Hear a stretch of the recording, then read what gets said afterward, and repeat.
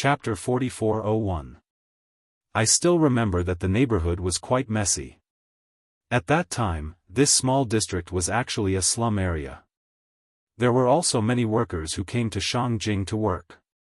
However, many drug addicts and people with criminal records lived there. When Mom came home from grocery shopping, people would often whistle at her. Every night, she would be afraid and lock the door several times. Sometimes, strangers would knock on the door in the dead of the night. Mom would be so scared that she would hide under the blanket and hug me, trembling. But little Jia is the only one who sleeps soundly every time. Gong Xiaoying listened carefully. He did not expect that Yunshishir would be willing to tell him these things. However, these were exactly what he wanted to hear. He especially wanted to know how Mu Qingsheng lived during that period of time. She must have had a hard time raising 2 children. Every time he thought of this, Gong Xiaoying's heart ached. However, what was the use of heartache?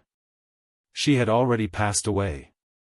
Yunshishir said, I remember that there was a period of time when everyone in the neighborhood was in a state of panic.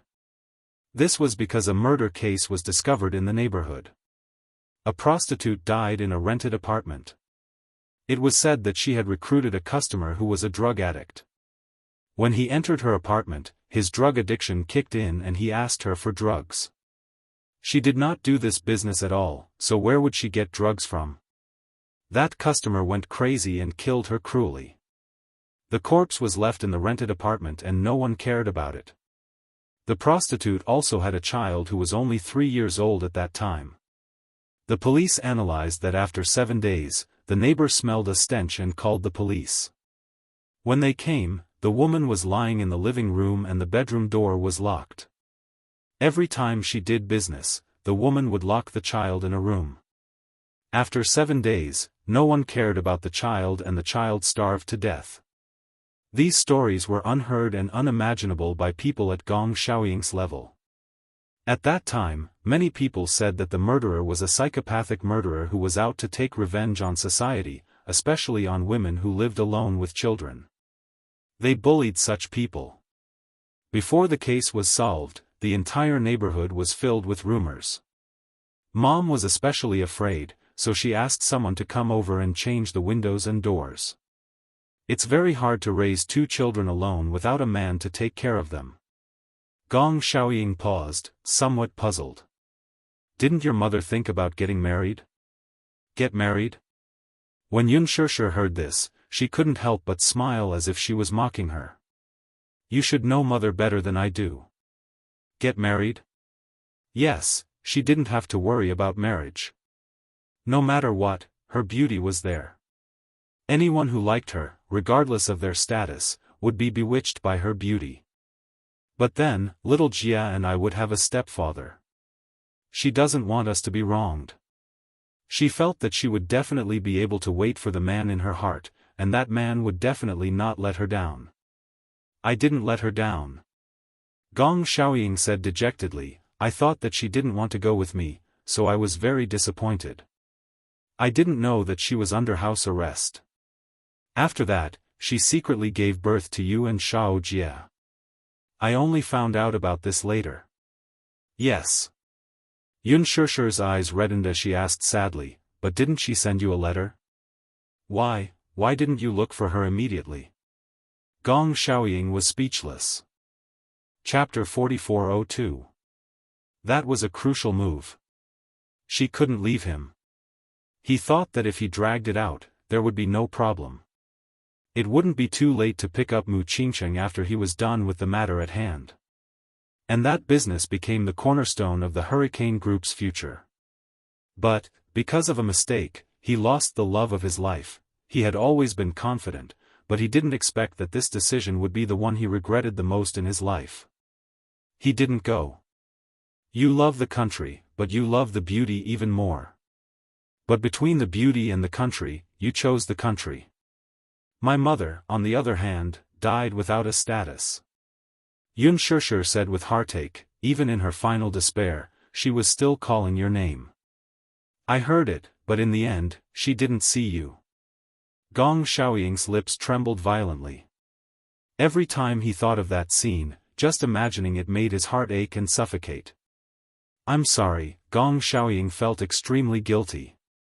He couldn't remember how many times he had apologized. Looking at the photo, looking out of the window, looking at the sky, sometimes dreaming of him, or thinking of Mu Qingcheng, he would feel guilty and apologize. But he couldn't remember how many times he had apologized. Yun Shishir was indifferent when she heard that. She shook her head gently. "I'm not here to blame you. Moreover, you don't have to apologize to me. Fate is sometimes like dominoes. If there's a missing link in the middle, the outcome will be different. It's also because of you that I met my true love and had 3 cute children. But Dad, the person you should feel indebted to is not me, but Mom." Dad, Gong Xiaoying didn't react at first, but he was really sensitive to the word Dad.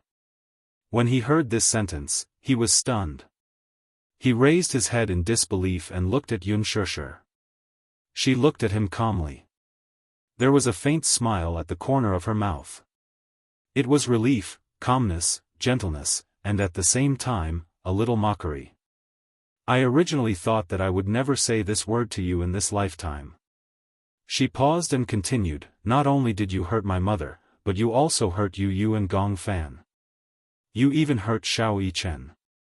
Logically speaking, I shouldn't forgive you. I shouldn't forgive you in this lifetime." Gong Xiaoying gulped. The man who was originally in high spirits was now sitting in front of his daughter, but he did not dare to speak. He was afraid that if he said something wrong, she would be angry again. However, at this moment, he had too many doubts in his heart. This was nothing. She called him Daddy. Did this mean that she was willing to acknowledge him as her father? Gong Xiaoying was agitated, uneasy, speculating, and suspicious.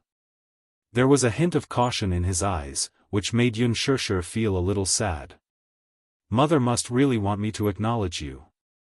Sometimes, in my dreams, I would dream of her.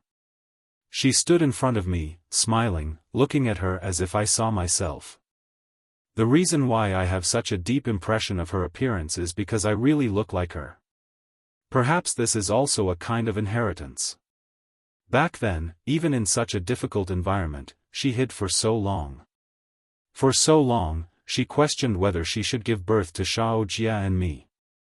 It was all for the sake of passing on her life. Even if she's no longer around, she still hopes that Shao Jia and I can be by your side. Chapter 4403.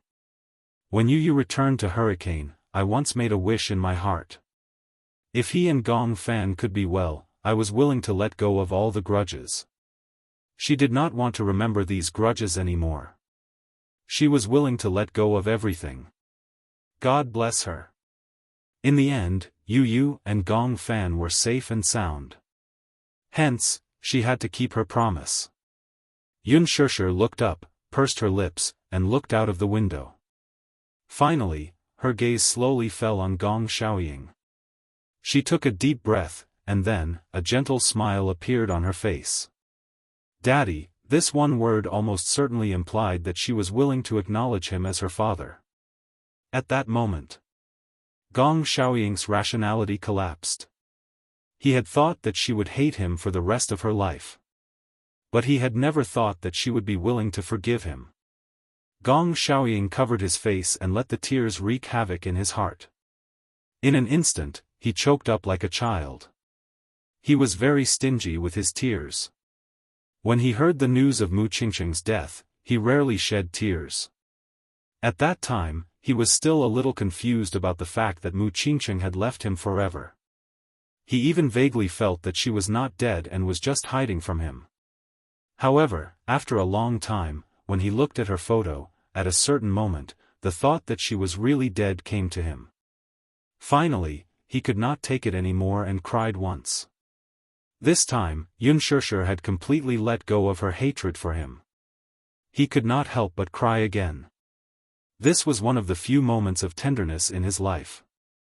An iron-blooded man, an all-powerful man who stood at the top of the world, at this moment, in front of his beloved daughter, he had completely broken down. Xianxia could not help but be moved. She stood up, walked to his side, and gently patted his shoulder. "Dad, don't cry, Xianxia, I'm really sorry." Xianxia kept saying that he did not owe her anything. But did he really not owe her anything? Her words could not convince him at all.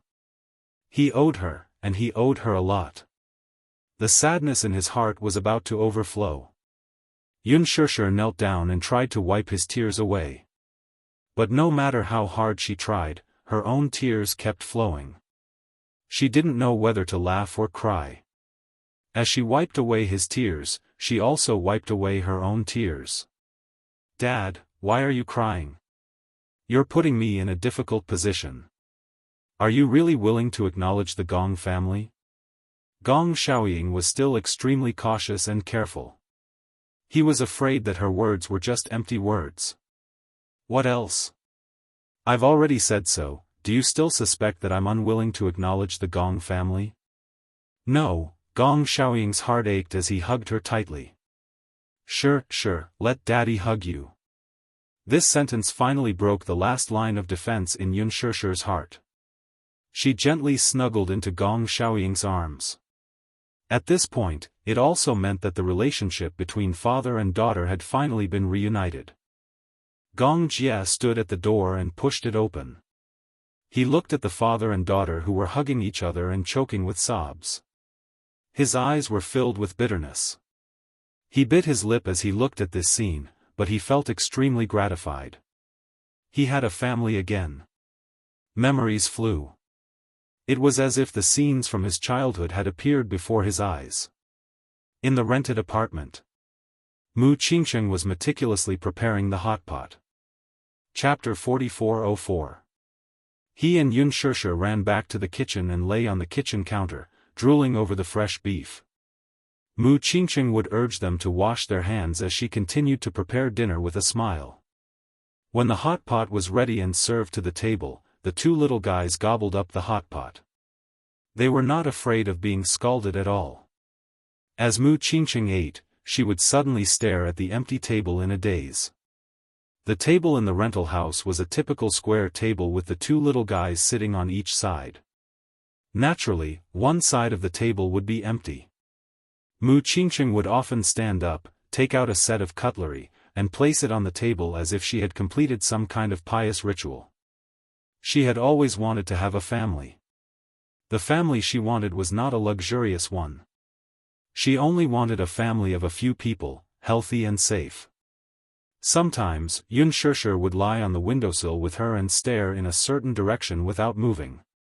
She knew that her mother was waiting for someone. A man. And she knew that this man was her and Xiao Jie's father. But no matter how much she waited and hoped, she could not find him.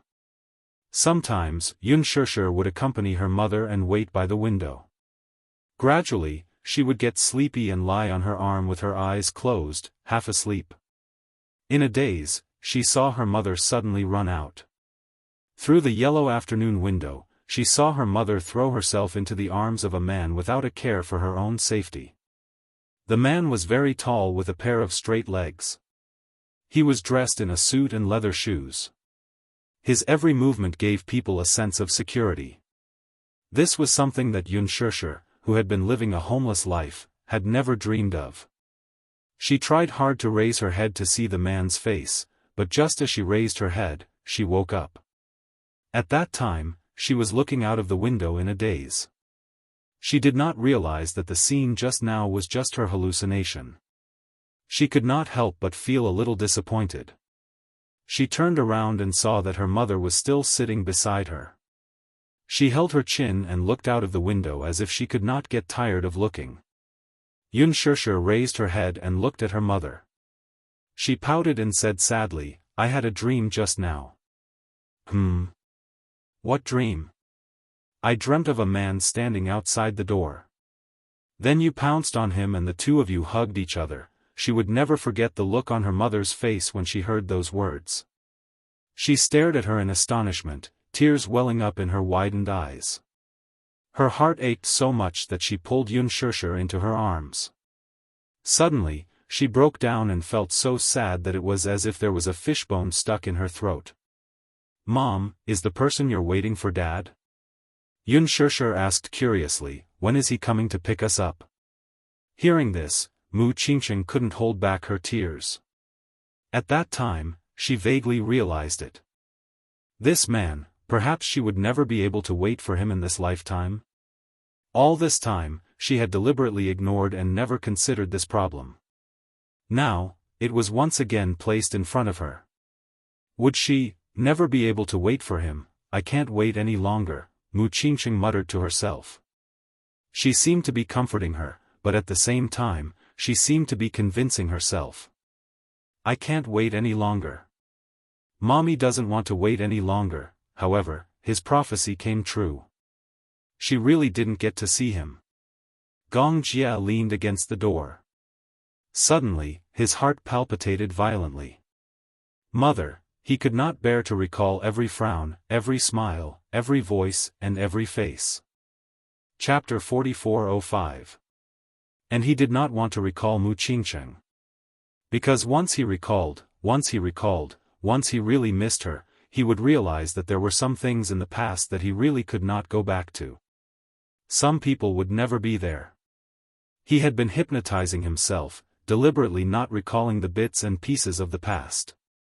Until now, when he saw Gong Xiaoying and Unspoken hugging each other and reconciling, he realized that the father and daughter had finally recognized each other. If his mother was still around, she would be greatly relieved to see this scene. However, if his mother was still around, Unspoken would not have waited until now to reconcile with his father. Unspoken had never minded the hurt that Gong Xiaoying had caused her. She understood that no one could doubt Gong Xiaoying's feelings for her.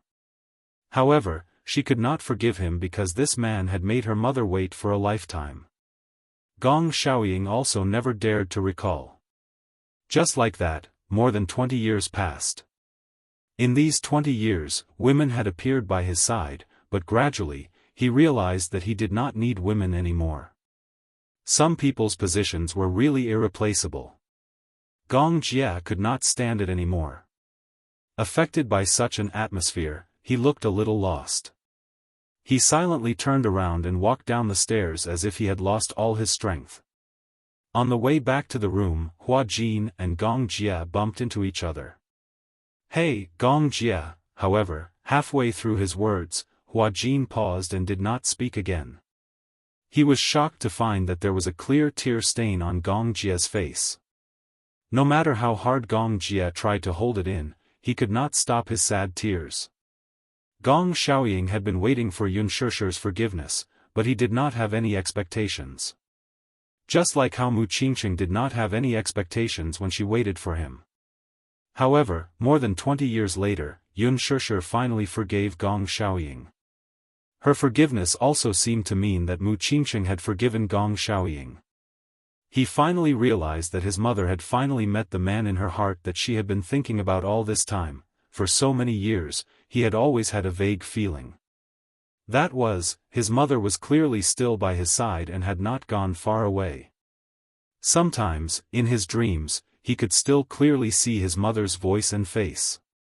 Perhaps he did not realize it in his heart, but he actually hated Gong Xiaoying. Now, he should really let go of all this. What's wrong?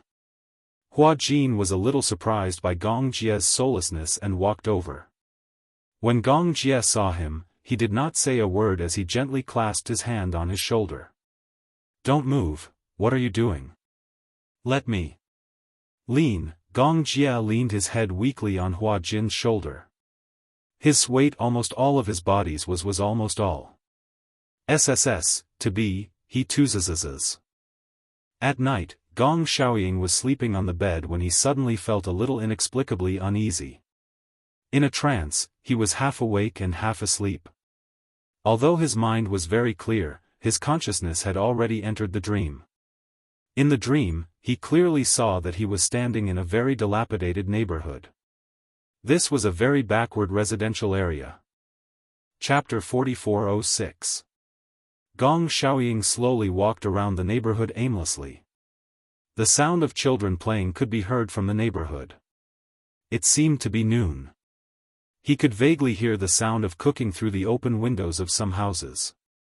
Soon after, someone called the playful children home for lunch. Beneath his feet was a newly poured cement road. This road seemed to have been an ordinary mud road before, but after the city's construction, it was transformed into a cement road. However, it seemed to have been modified bit by bit. As a result, the road had a patch-like feel.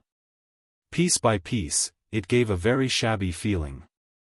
Suddenly, he walked to a residential area and stopped in his tracks. From his point of view, he could see a courtyard. It was a small courtyard, but it was neatly maintained. Green grass, wisteria, and beautiful Chinese roses decorated the originally dilapidated courtyard. He could not help but be attracted by the courtyard. He slowly walked a few steps closer, but he was unexpectedly bumped into by a few naughty children. The group of children obviously did not notice him, a foreigner, and did not have time to greet him. They chased after him and ran away. "Shao Jia, wait for me," a voice attracted his attention. He turned around and saw a delicate and pretty little girl running past him in a huff. In front of her, a little boy who was about her height was waiting for her. "Hurry up. You're running so fast. How can I keep up? You're running too slow. We just finished eating. Don't run so fast." "Okay." Hand in hand, the two boys ran off again. Gong Xiaoying's gaze was deeply attracted by the two children. He watched as they ran further and further away. Then, he chased after them a few steps closer. "Run slower." He heard a woman worriedly calling out to them. The voice came from the window in front. He carefully went from the backyard to the front. For the residents of this neighborhood, the courtyard facing south was the main entrance, and the back was the back door. There was an open window at the back door. A woman was sitting by the bed, holding her chin as she watched the two children run further and further away. Helpless, she sat down by the window. From his angle, he finally saw clearly, it was her, the person who had waited for him all his life, the person he had missed all his life. "Qingcheng." Gong Xiaoying felt his voice tremble. His voice was so low that the woman obviously did not notice him. Instead, she looked in another direction, not knowing what she was waiting for. Perhaps, others would never be able to understand what it felt like for her to just wait by the window. What was it like to use all your strength to wait for someone? Uneasiness, fear, lost, struggle, all kinds of emotions were mixed up.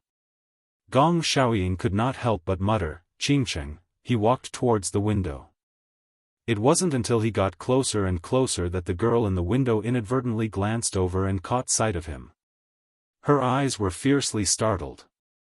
She saw him.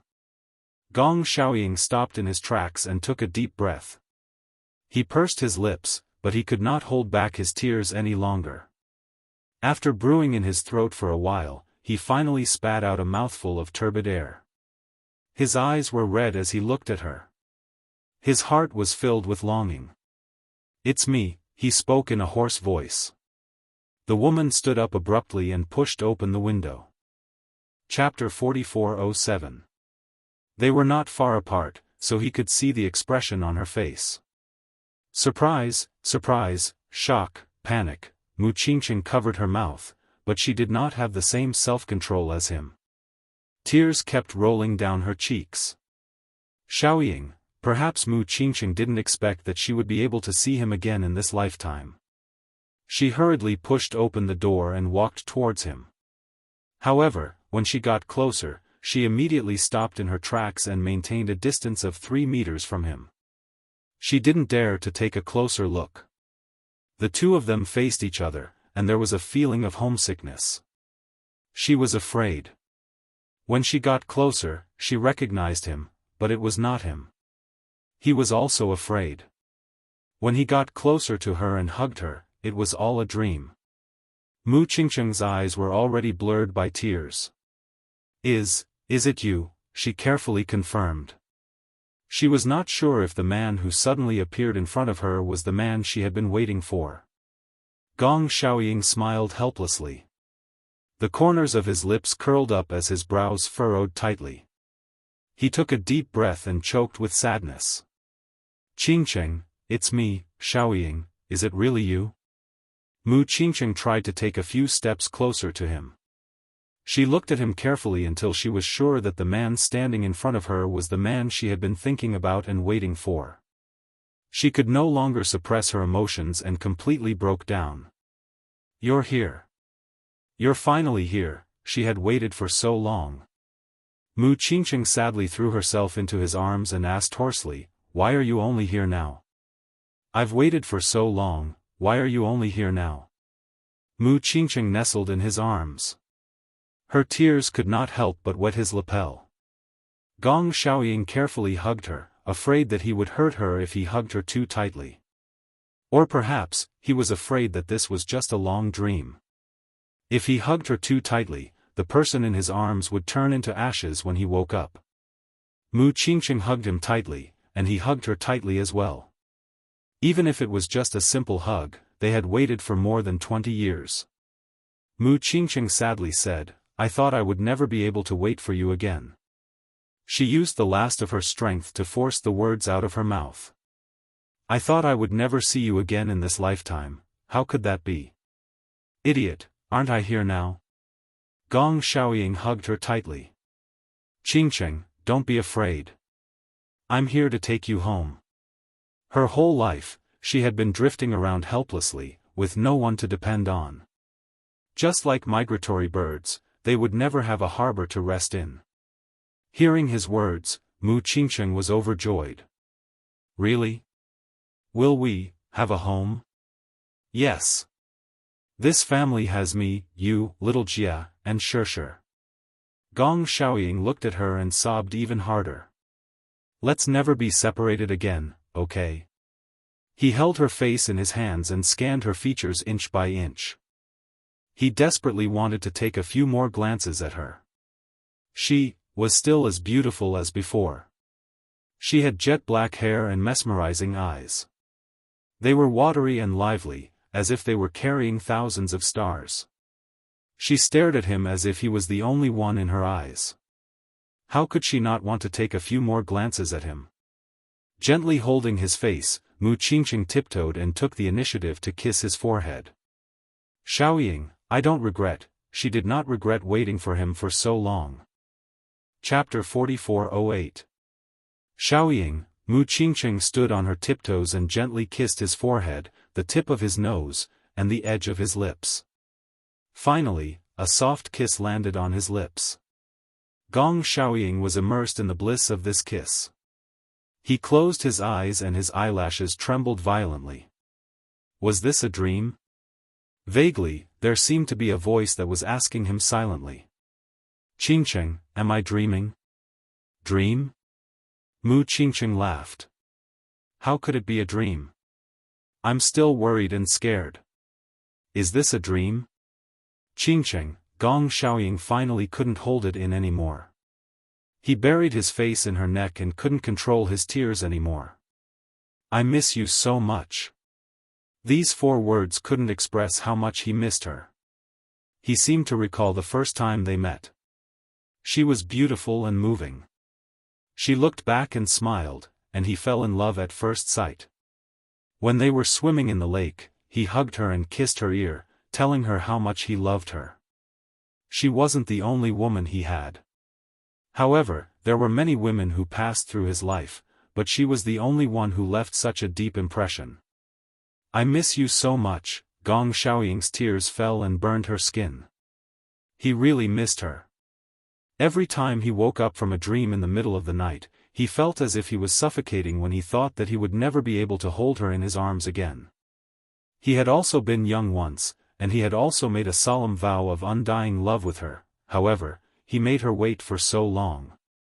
In the end, she didn't see him. Xiaoying, I miss you too, Mu Qingcheng held his face and gently kissed his lips. However, he gradually realized that there was an empty space in his arms. He opened his eyes and saw that Mu Qingcheng's body was gradually becoming transparent. Qingcheng, he suddenly panicked and reached out to grab her hand. However, the moment he reached out, his hand passed through her body. It was as if countless petals gathered together and were blown away by the wind.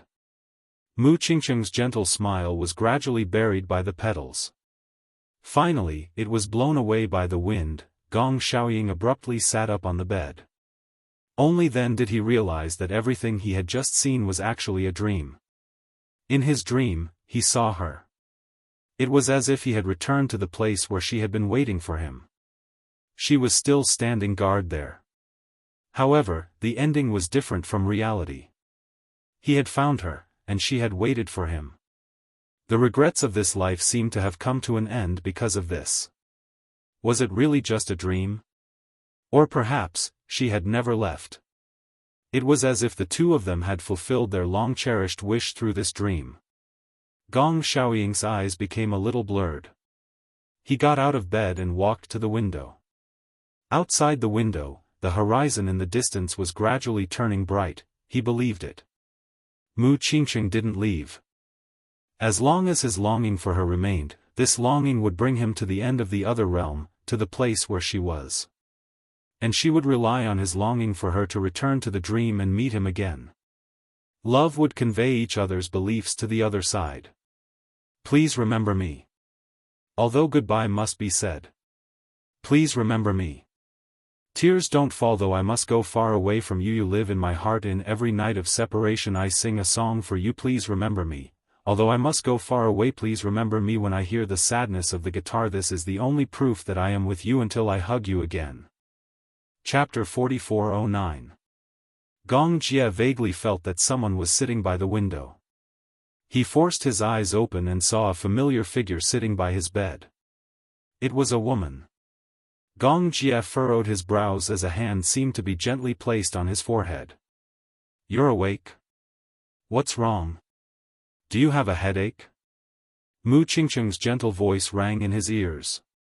Was it his mother? Gong Jie suddenly felt a lump in his throat. He leaned over and subconsciously hugged her waist. Mom, slap. Slap. Slap. The hand that was originally on his forehead began to gently pat his face. A voice filled with disdain sounded in front of him. Wake up, wake up. Gong Jie finally woke up and opened his eyes wide. At this moment, a beam of sunlight shone in from the window. He realized that the sky had cleared up. The sun was high in the sky and it was shining brightly. Under the bright sunlight, he finally saw the person in front of him clearly. Hua Jin stared at him speechlessly. Gong Jie suddenly sat up from the bed and grabbed him by the collar. What are you doing? Hey, what are you doing? Why are you glaring at me so fiercely? Hua Jin looked aggrieved. I worked so hard to take care of you for the whole night. You? Take care of me? Gong Jie expressed his doubts. What about me? Hua Jin sized him up and asked tentatively, what do you mean? Have you forgotten what happened last night? What happened last night? Gong Jie frowned and looked at Hua Jin. He suddenly said something that almost made Hua Jin choke to death. Did we sleep together?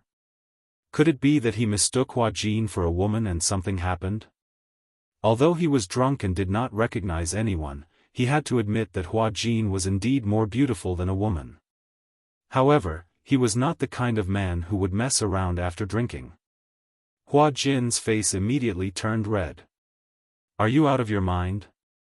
Gong Jie snorted, then tell me what happened last night. Yesterday, you were drunk.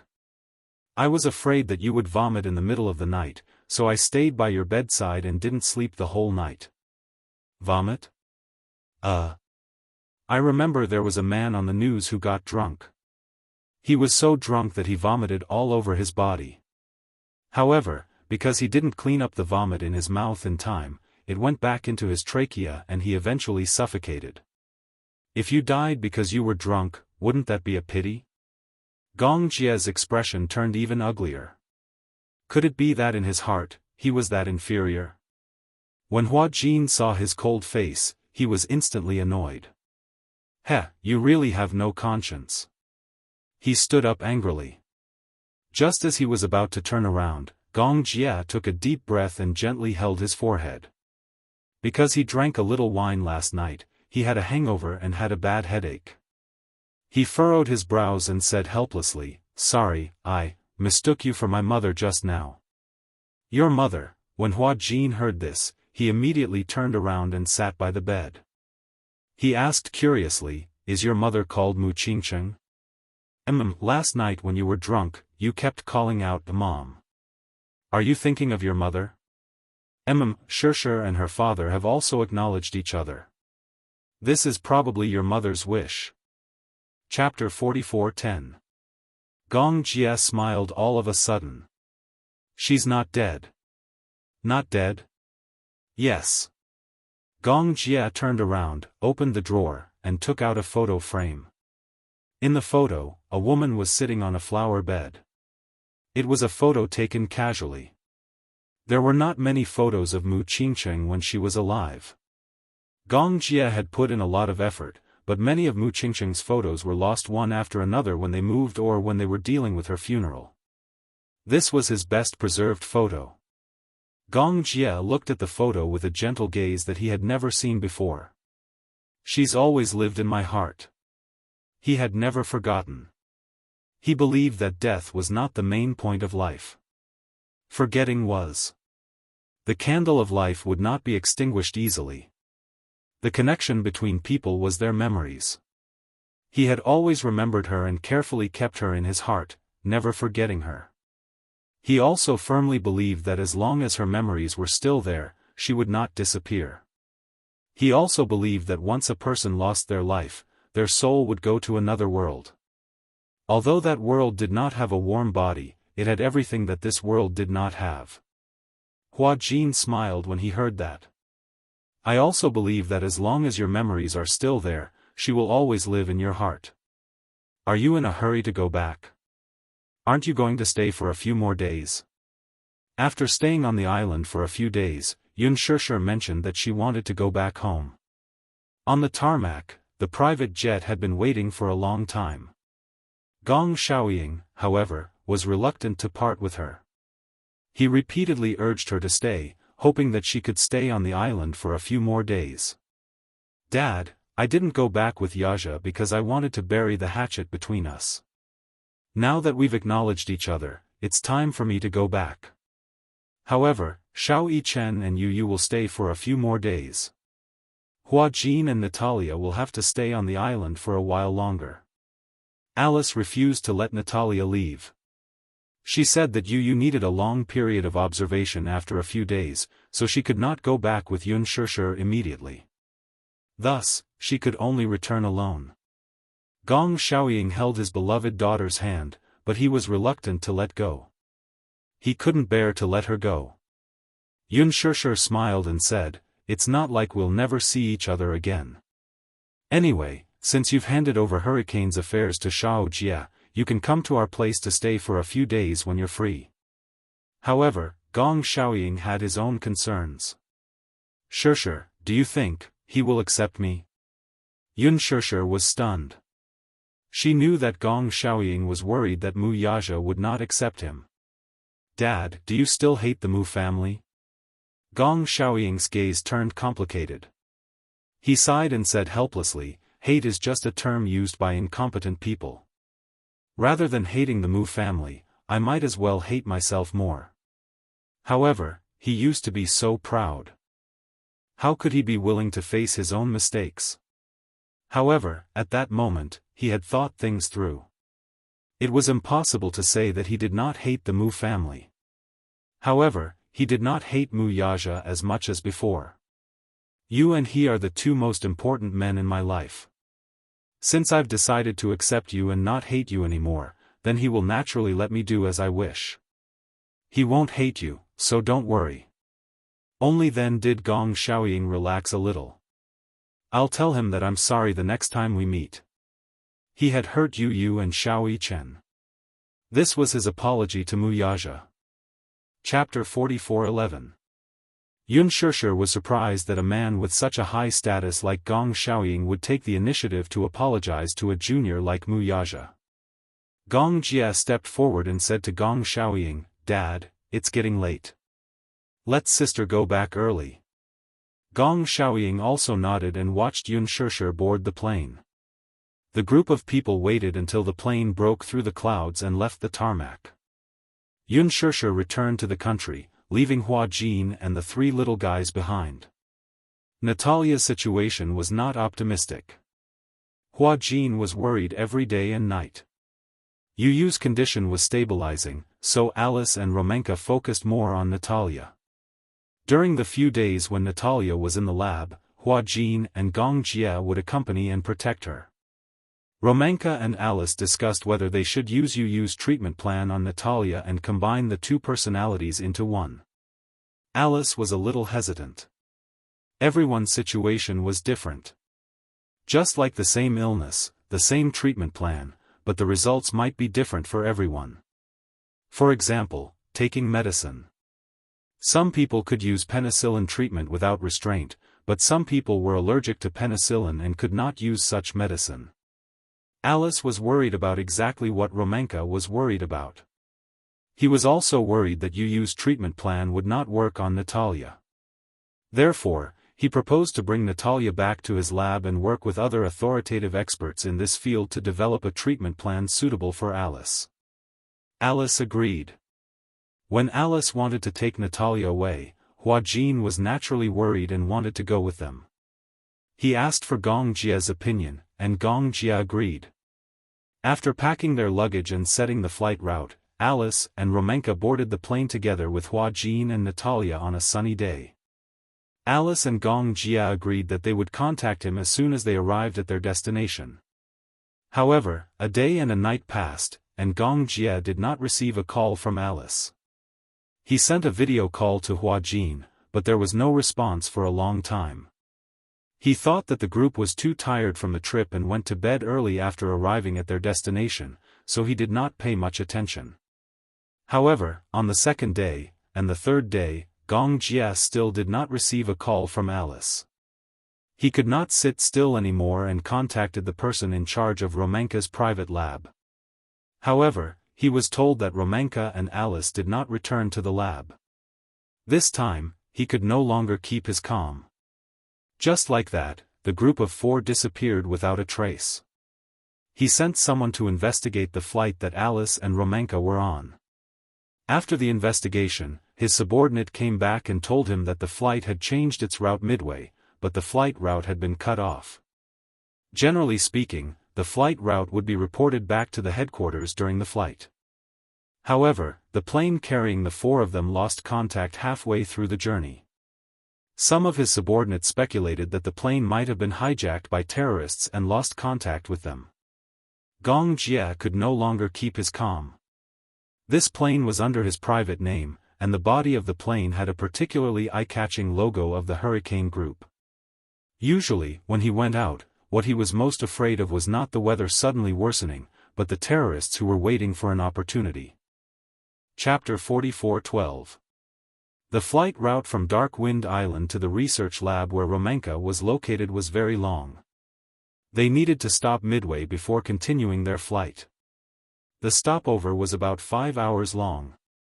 However, even if they stopped for 5 hours, they should have arrived at their destination long ago. Unless there was an accident. Some people analyzed and suspected that terrorists had already found out the flight route of the plane. Moreover, they might have hijacked the plane when it stopped midway. Hijacking? They did not rule out that possibility. However, who could have hijacked the plane? There were too many possibilities. Hurricane Group had many enemies, especially in the Nanzhou and Zhongdong regions. There were many organizations that hated Hurricane Group. Guessing based on this alone was undoubtedly like looking for a needle in a haystack. Gong Jia was a little annoyed. Choosing to let them take the Hurricane Group's private jet was probably his biggest mistake. If they had really been hijacked, Gong Jia was 100% sure that these people must have come for him. However, there were no results at the moment. Therefore, these could only be categorized as guesses and could not be confirmed. However, as the investigation deepened, they basically ruled out the possibility of a plane crash or an air accident. Yu Yu and Xiao Yichen were on Dark Wind Island. They originally planned to return to China in a few days. However, something happened to Hua Jin and Alice, so their plan to return to China was temporarily put on hold.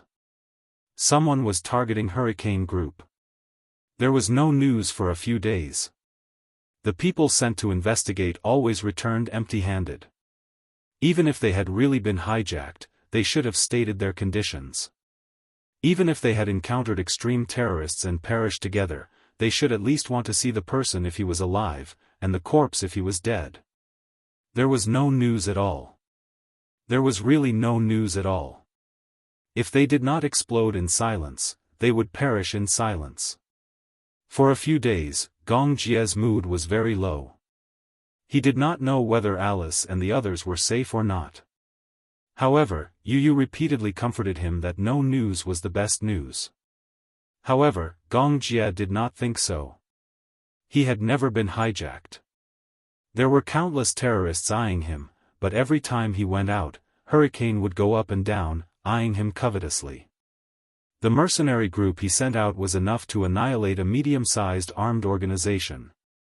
No matter how many people had their eyes on him, it would be difficult for him to break through. However, there were many side branches of the Gong family who had encountered terrifying kidnappings. The hurricane grew stronger day by day. At the same time, walking on the edge was like walking on thin ice. Every step was frightening. He remembered that when Gong Jie was not yet 18 years old, he had heard of something. Ever since he was young, one of his older brothers who had always bullied him in the Gong family was kidnapped. Rumor had it that she was abducted by a group of anti-Japanese martial artists. Following that, she was placed under house arrest for 3 months. It was said that in order to prevent him from escaping, the martial artists directly cut off the tendons in his arms and legs. In the end, Hurricane paid a hefty price to redeem him, but when he came back, he was no different from a cripple. A ransom of 50 million was just a small sum to Hurricane. The reason why he generously offered 50 million was to protect the dignity of the Hurricanes. In the end, these militants did not end up well. They dared to go against the Hurricanes, but in the end, they suffered a double loss and were ruthlessly oppressed by the Hurricanes. However, the life of the person who was kidnapped was ruined. Chapter 44:13. Originally, a high-spirited young man, after experiencing an inhumane kidnapping, returned to Hurricane, but he was depressed.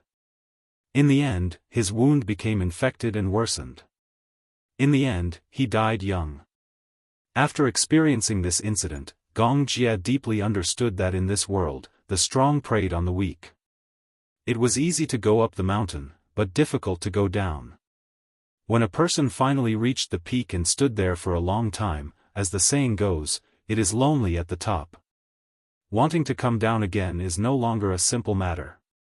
As the son of Hurricane, from the moment he returned to the Gong family, he was destined to have an extraordinary life.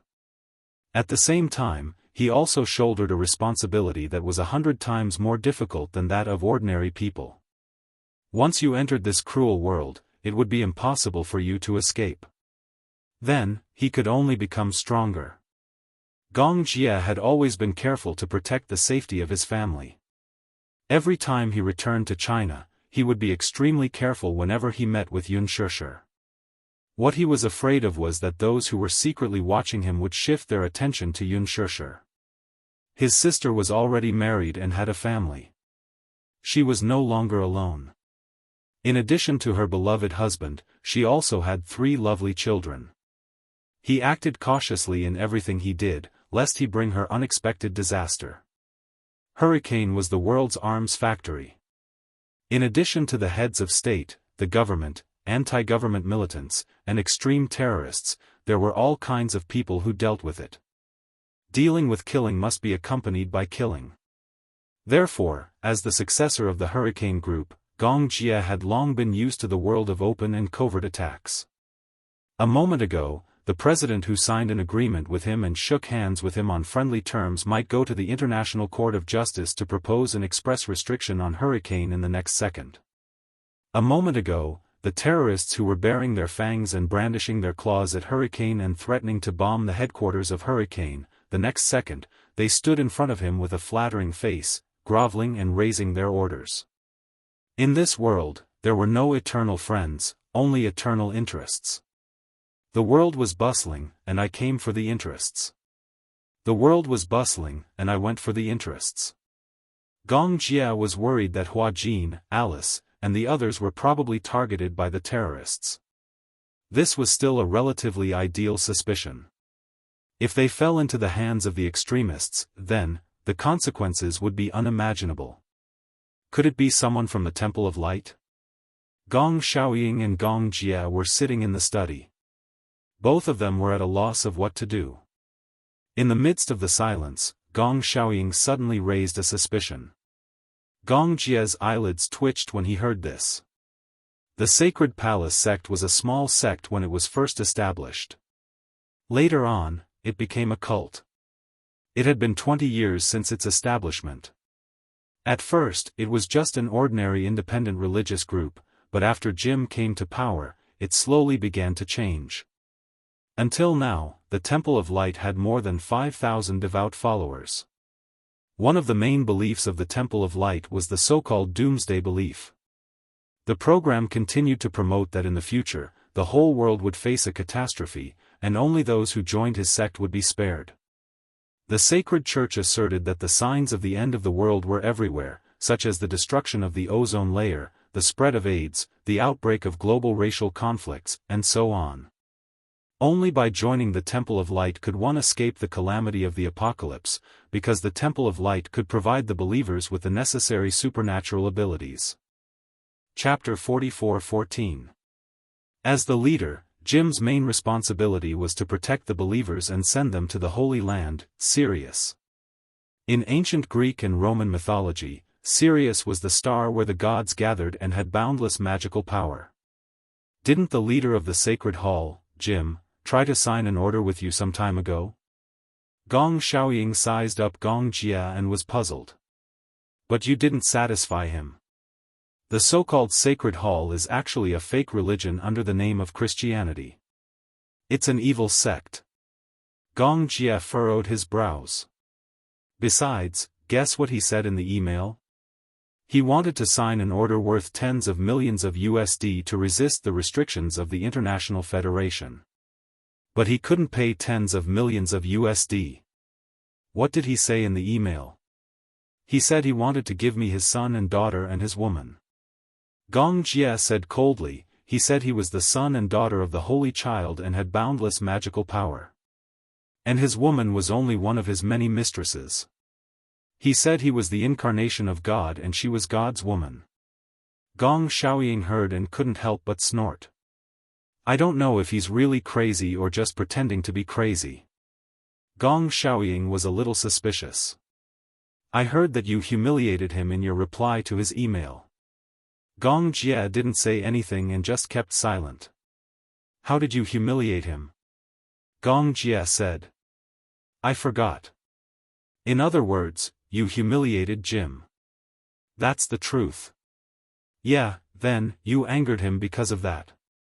Gong Jia's face became gloomier. He didn't dare to imagine that it was really someone from the Sacred Hall.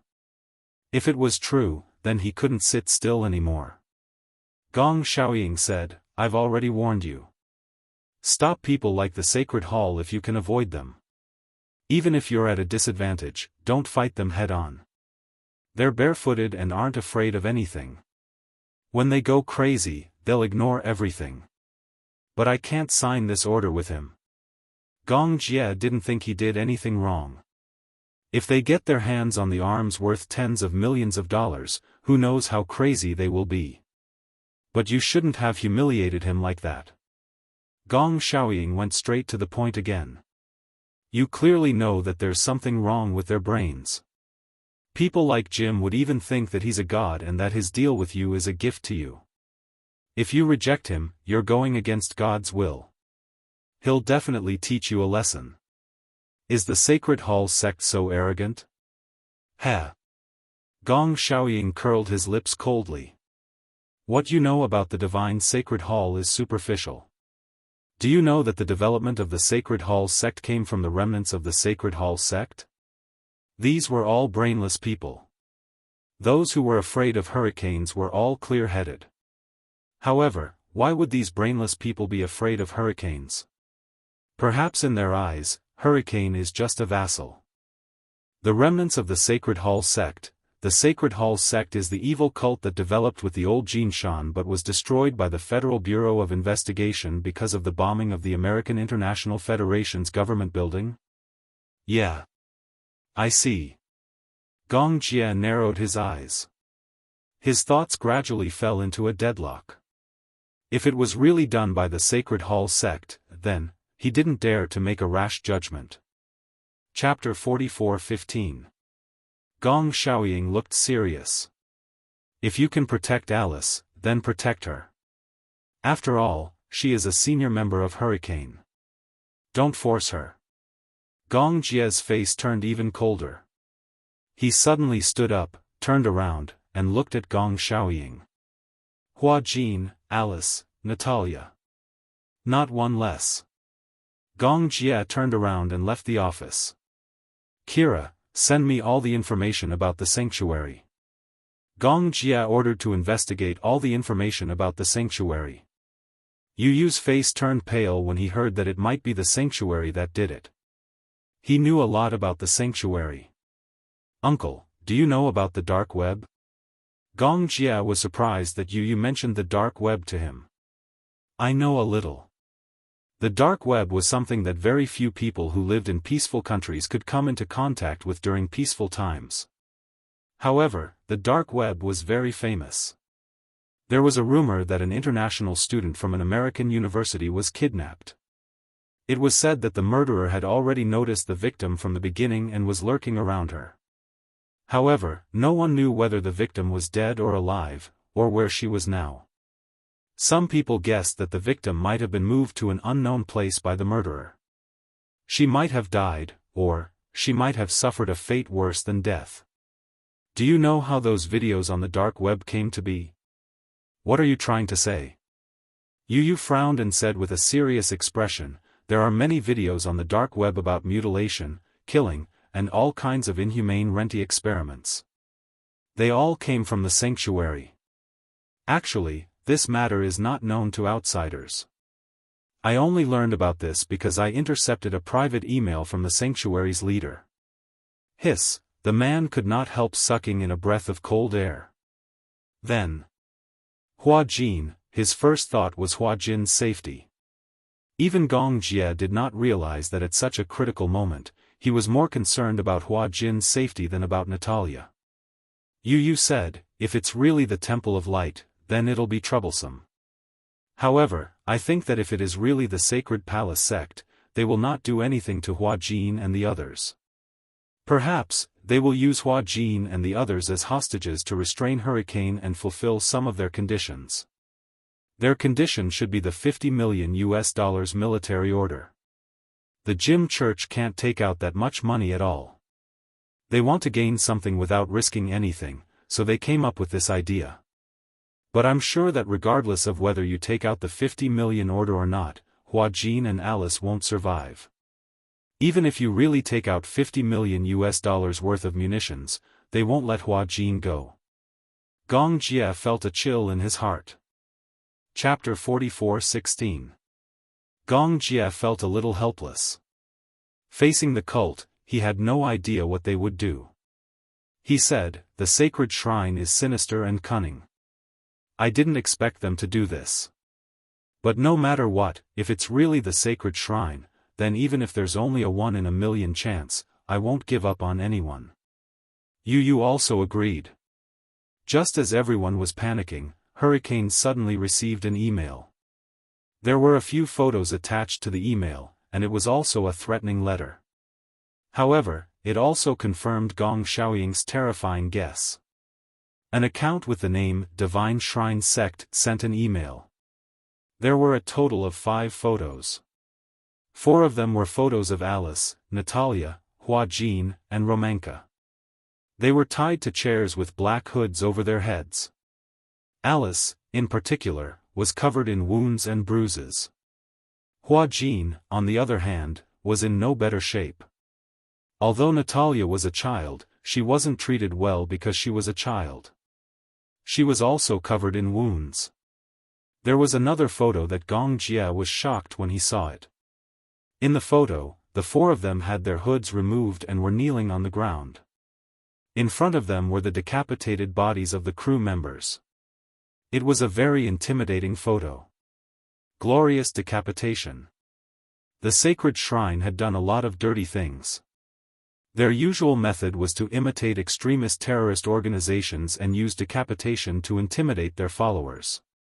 In the sacred shrine, the church set up free cafeterias, day care centers, elderly clinics, and other social services.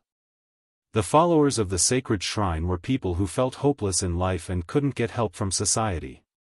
They were drug addicts, elderly, and lonely people. They were dissatisfied with the reality of society and felt that their future was bleak. They were terrified of nuclear war. Many of them were influenced by nihilism and thought that life was impermanent and that living was a kind of pain. Therefore, after they joined the church, they often talked about suicide. The leader of the sacred shrine even organized a mass suicide drill in Guyana. However, some followers were influenced by the ugly methods of the church, especially when they learned that leader Jim stole followers' property, faked miracles, severely punished followers, and called himself the new savior. Therefore, some followers wanted to leave the organization and secretly escape. Running away from the church was considered a betrayal. Anyone who betrayed the church, once discovered, would face a glorious execution. The divine palace believed that only with a complete body could one ascend to heaven after death. However, once a follower was beheaded, they would only have the fate of going to hell. The church would even behead these traitors in front of thousands of believers to serve as a warning to others and serve as a deterrent. This tactic was extremely intimidating, and the church had tried it many times. Gong Jia realized that all the crew members had been beheaded. It was obvious that Natalia was not in a good mental state. At such a young age, she had witnessed such a cruel scene with her own eyes.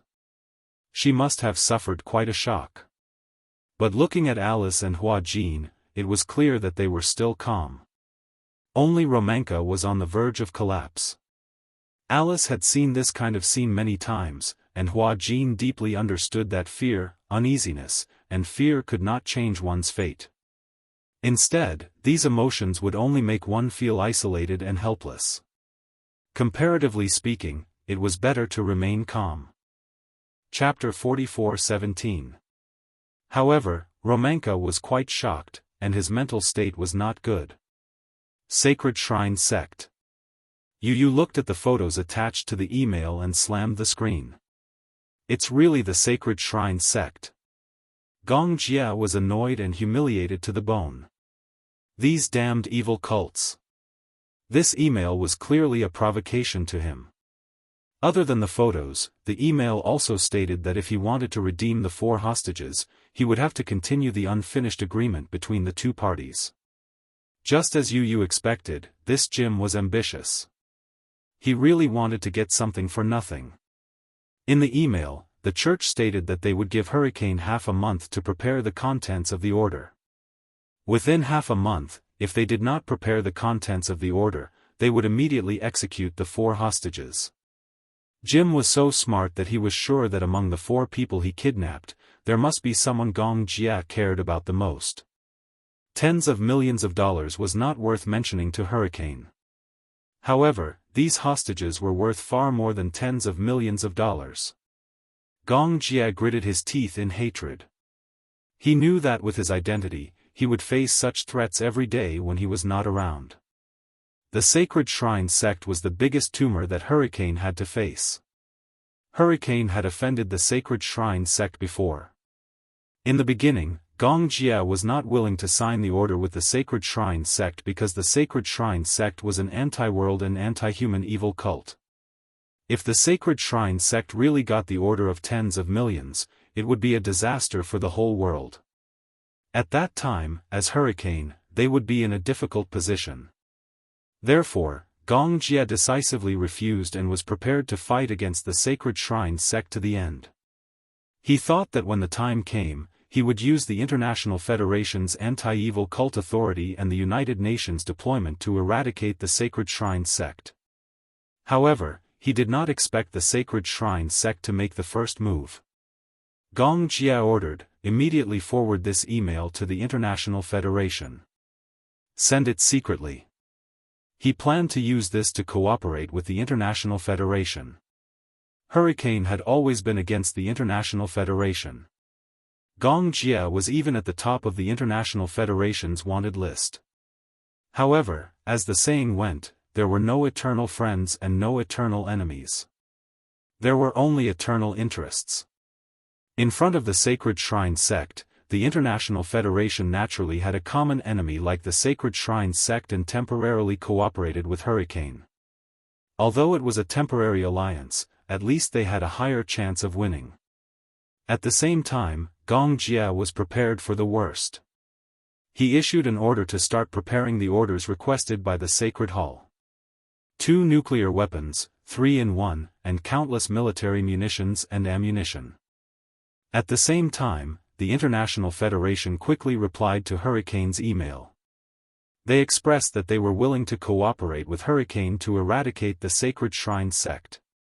However, the International Federation asked Hurricane unconditionally. Of course, Gong Jia was unwilling. The International Federation's goal was to eliminate the Shrine sect at all costs and regardless of the consequences. At all costs. In other words, they would not hesitate to sacrifice Hua Jin and the other 3 hostages.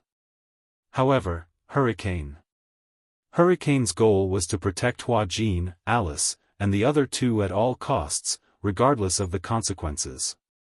Was not important. Chapter 44:18. To get rid of this tumor, they had to wait until the 4 hostages were safe. The cooperation between Hurricane and the International Federation was to reduce the risk.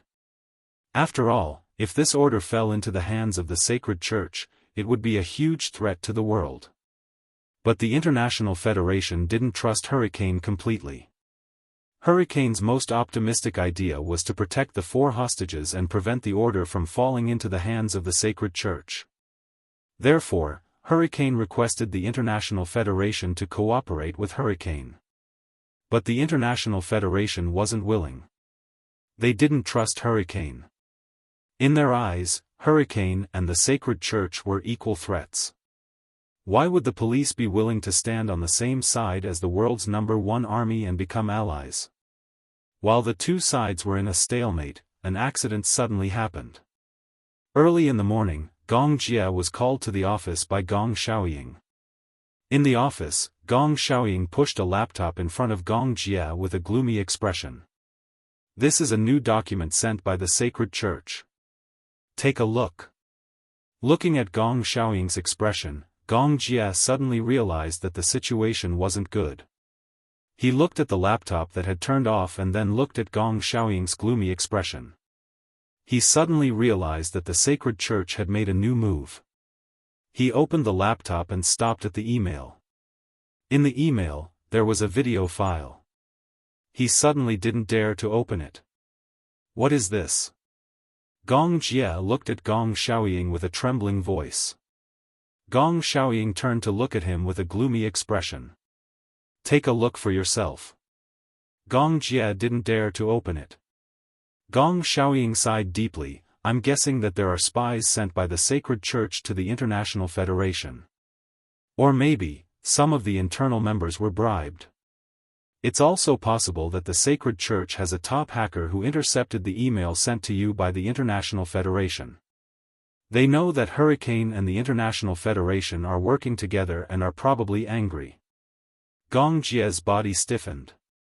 He roughly understood what the content of the video was. Shao Jia, bang!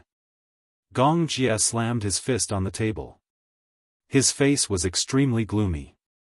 Along with the heavy punches, a few cracks appeared on the glass-paved table. Gong Xiaoying didn't mince his words. The Church of the Sacred Shrine already knows that the Hurricane Force has reached an agreement with the International Federation. In my opinion, we might as well terminate the cooperation with the International Federation. Otherwise, if this continues, the hostages' lives will be in danger. Gong Jie took a deep breath and finally decided to watch the video first. After weighing the pros and cons in his heart, he finally opened the video.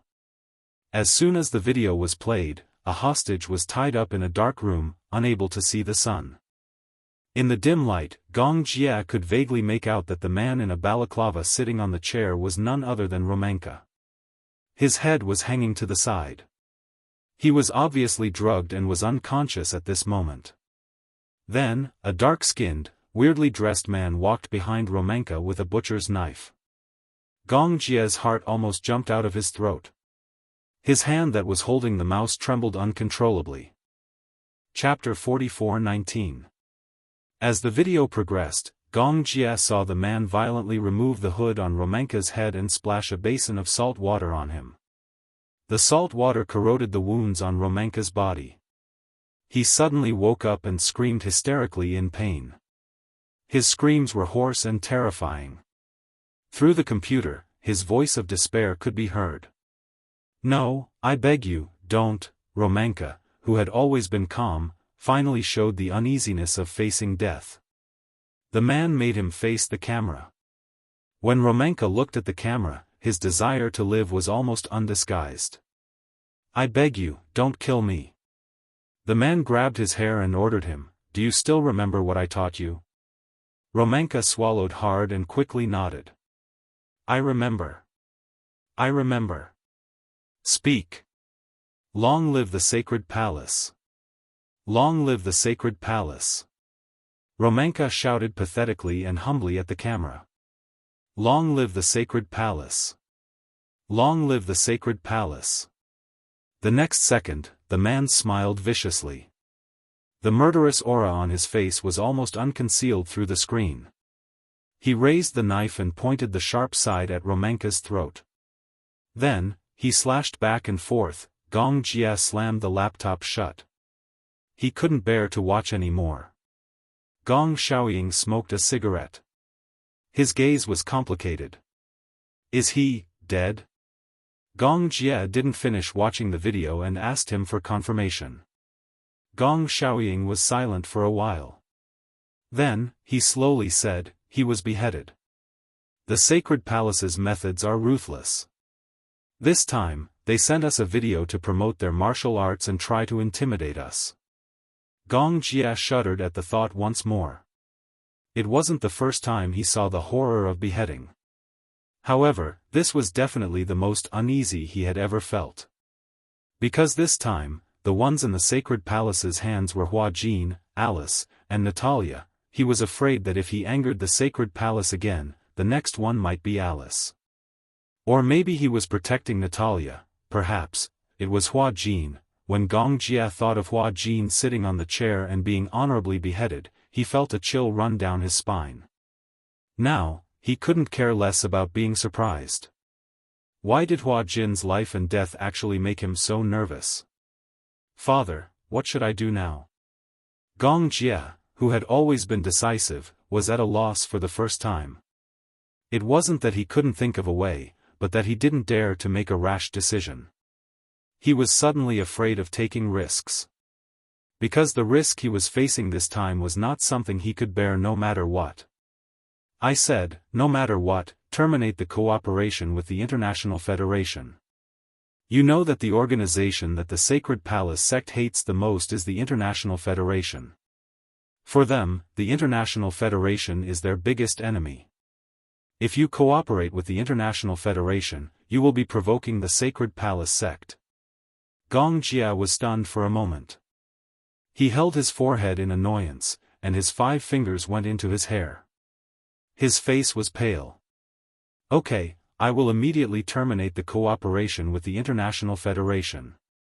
Then, what's next? Are you willing to take the risk?" Gong Xiaoying looked at him deeply. Gong Jia looked at him. After a moment of silence, he said firmly, I am willing. Chapter 44:20. In the conference room. The cold incandescent lights were on. Gong Jia's back was facing the crowd as he leaned back in his chair. He was deep in thought as he looked at the information about the divine sacred temple displayed on the big screen.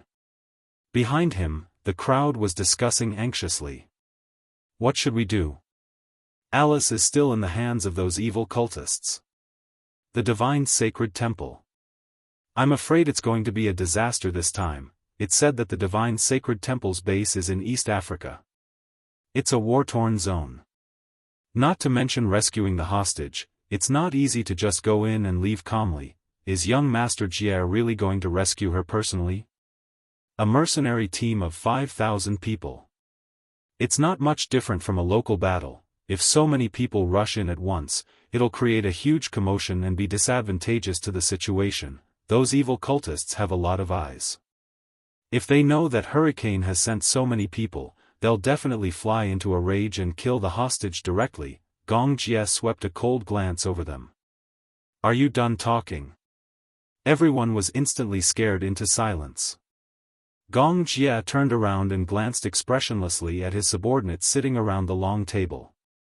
He suddenly stood up and placed his arms on the table, his expression serious. I've decided. Vermilion Bird. The blonde woman immediately stood up. Yes. Gong Jia ordered, you, take 50 elite subordinates and escort the goods to East Africa with me. 50 people? Vermilion Bird raised her eyebrows but was a little worried. Young Master Jia, is 50 people really enough? It's enough. If there are too many people, it'll be difficult to control them. Although Gong Xiaoying had sent him a mercenary team of 5,000 people, it was just as some people had feared. If so many people went together, it would be too big of a commotion and alert the enemy. On the other hand, an elite team of 50 people would be easy to command and wouldn't attract attention. Vermilion Bird also understood Gong Jia's meaning. After confirming it, she nodded. After the meeting ends, I'll mobilize them immediately. Jed. Yes. Go and prepare the goods on the order immediately. Hearing this, Jeda didn't wait for Gong Jia to finish his instructions before asking worriedly, Young Master Jia, are we really going to do as they say? Since when did Hurricane allow these small fries to lead him by the nose? Prepare the goods according to the Sacred Hall's requirements. Those things can trigger a war at any time. Gong Jia frowned. Have I finished? Jed lowered his head guiltily. Nuclear missiles, intercontinental missiles, air defense missiles, none of them are equipped with a missile head. A firearm without a missile was no different from a cell phone without a motherboard or a pistol without bullets. Jed immediately understood. Understood, I'll go prepare it right away. Vermilion Bird asked, when are we leaving? Wait for my orders. Gong Jia raised his wrist and looked at his watch. It was about time for the people from the Sacred Hall to reply. Last night, after leaving Gong Xiaoying's study, Gong Jia learned that someone from the sacred shrine had sent him another email, urging Gong Jia to prepare the goods as soon as possible. Gong Jia proposed a condition for the exchange. Before escorting the goods, Gong Jia had to confirm the safety of the hostages. However, as he expected, the people from the Sacred Hall were very cautious about this and rejected it immediately. Chapter 44:21. His attitude was firm. He claimed that the most important hostage to him had already been beheaded, and the remaining 3 hostages were dispensable. If they couldn't even confirm the safety of the hostages with a simple video call, then there was no need to talk about this deal. They could do whatever they wanted with the hostages. Gong Jia said this to weaken the confidence of the Sacred Palace sect. They had originally thought that Alice and Natalia would be the 2 most important hostages to Hurricane, while Romanka and Hua Jin would be on their list of targets to be executed. They originally planned to execute Romanka first as a show of strength. If Hurricane didn't cooperate, then they would execute Hua Jin to force Hurricane to submit. Gong Jie said this to make the Sacred Palace sect think that the 3 hostages weren't that important to Hurricane. This would weaken the Sacred Palace sect's confidence. Of course, Gong Jie also knew that the Sacred Palace sect wouldn't believe him so easily. But, Hurricane also issued a warning. Once Jim gave the order to execute the hostages, then it would be the end of the Sacred Palace sect. At that time, Hurricane would use all its power to completely destroy the Sacred Palace sect. In fact, it would be easy for Hurricane to deal with the Sacred Palace sect. On this point, Jim knew what he was doing. However, Gong Jie's words were undoubtedly a threat. Although Jim had doubts about what Gong Jie said, and the 3 hostages were also doubtful about the importance of Hurricane. However, at least Hurricane was willing to sit down and negotiate with the Sacred Palace sect. This proved that the remaining 3 hostages were still valuable to Hurricane. However, Gong Jie's impatient attitude made Jim feel a little guilty. Soon, the Sacred Palace sect sent an email to confirm the video call at 8:00 in the evening. 8:00 in the evening. The Sacred Palace sect connected to Hurricane and sent a video call on time. Gong Jie accepted the video call. Soon, the blurry image of a person sitting on a chair appeared. Gradually, with the adjustment of the video, the image became clearer and clearer. The silhouette of Hua Jin's figure was reflected in his eyes. Hua Jin was tied up and sitting on a chair. Even though his head was covered with a black cloth bag, Gong Jie still recognized him at a glance.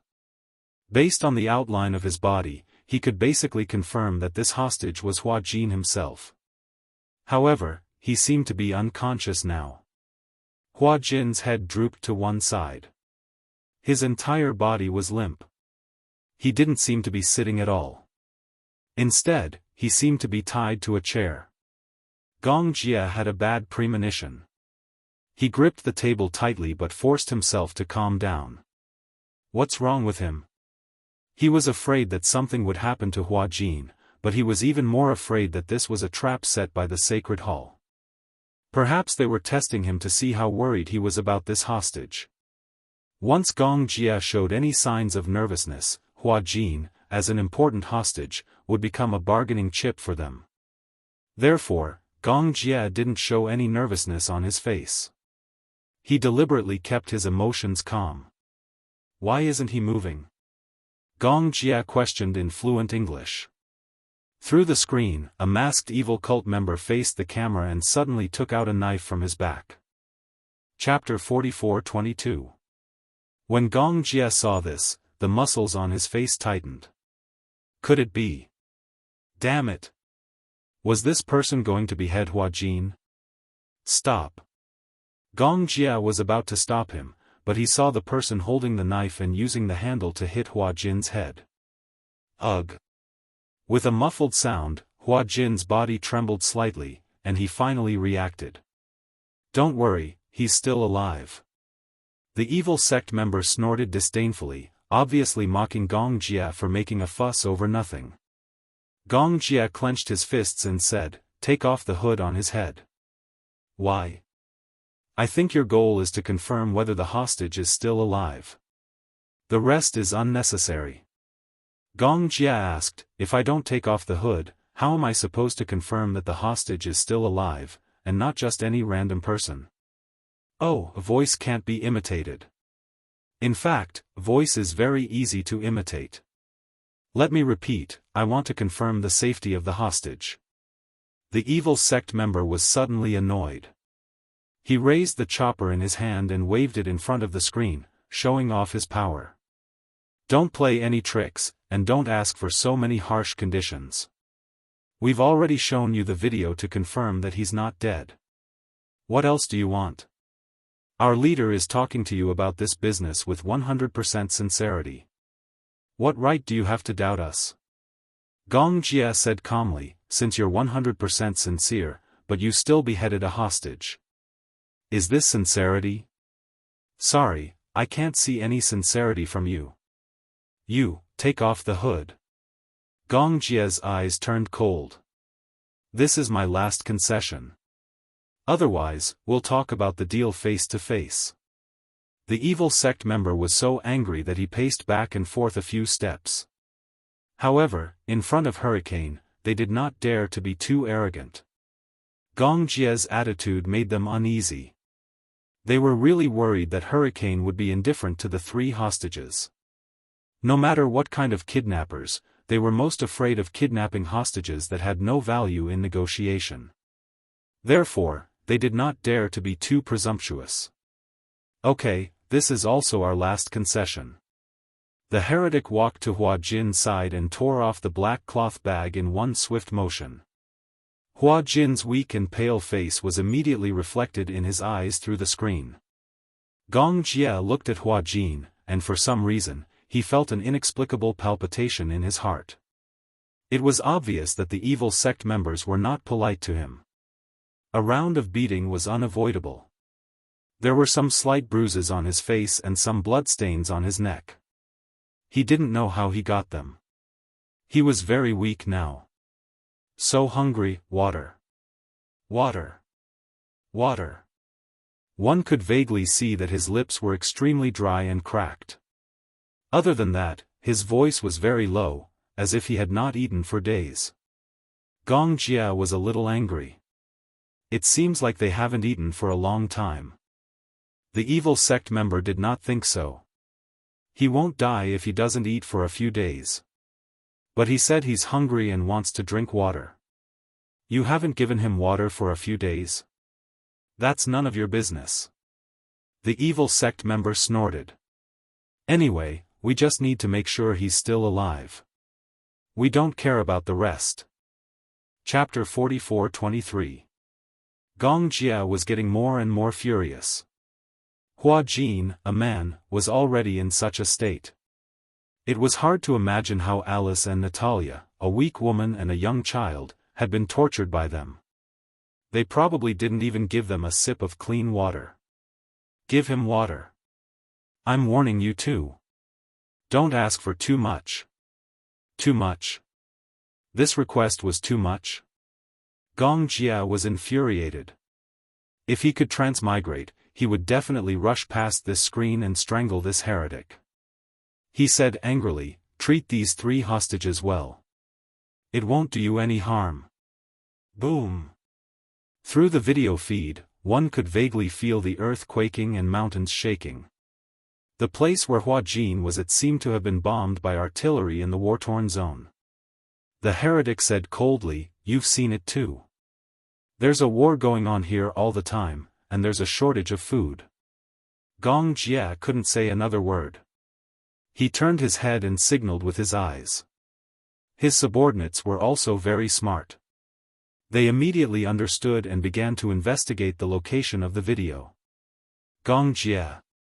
Is that you? Hua Jin seemed to have regained some of his consciousness.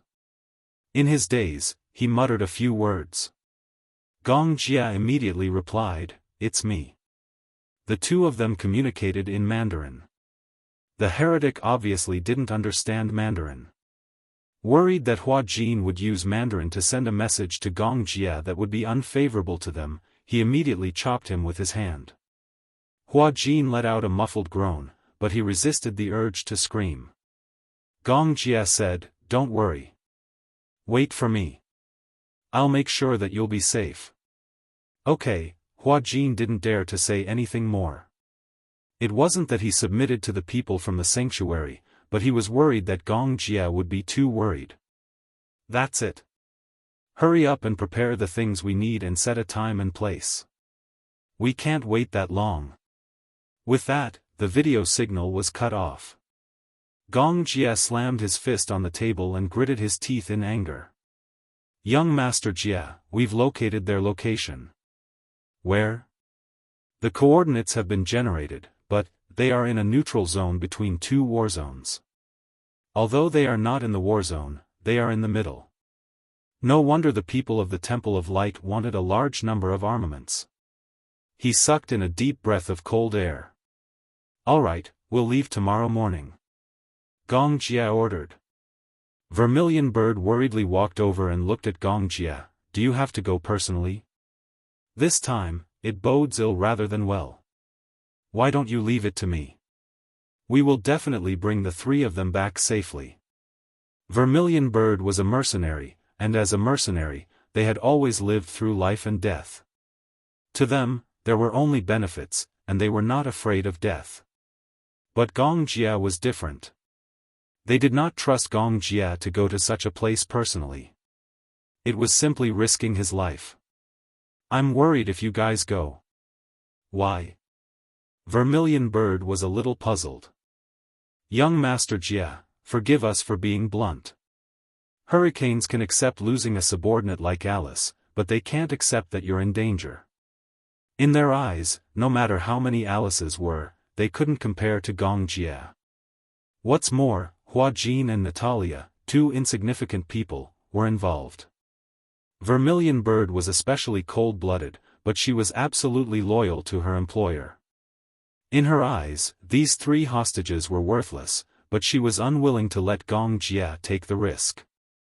Chapter 44-24. He turned around abruptly, his handsome eyes sweeping across her as he questioned, "Am I your master?" "Yes." "Then, as a subordinate, why are you questioning your master's orders?" This sentence left the Vermilion Bird speechless. In her mind, Gong Jia was the king and she was the subject.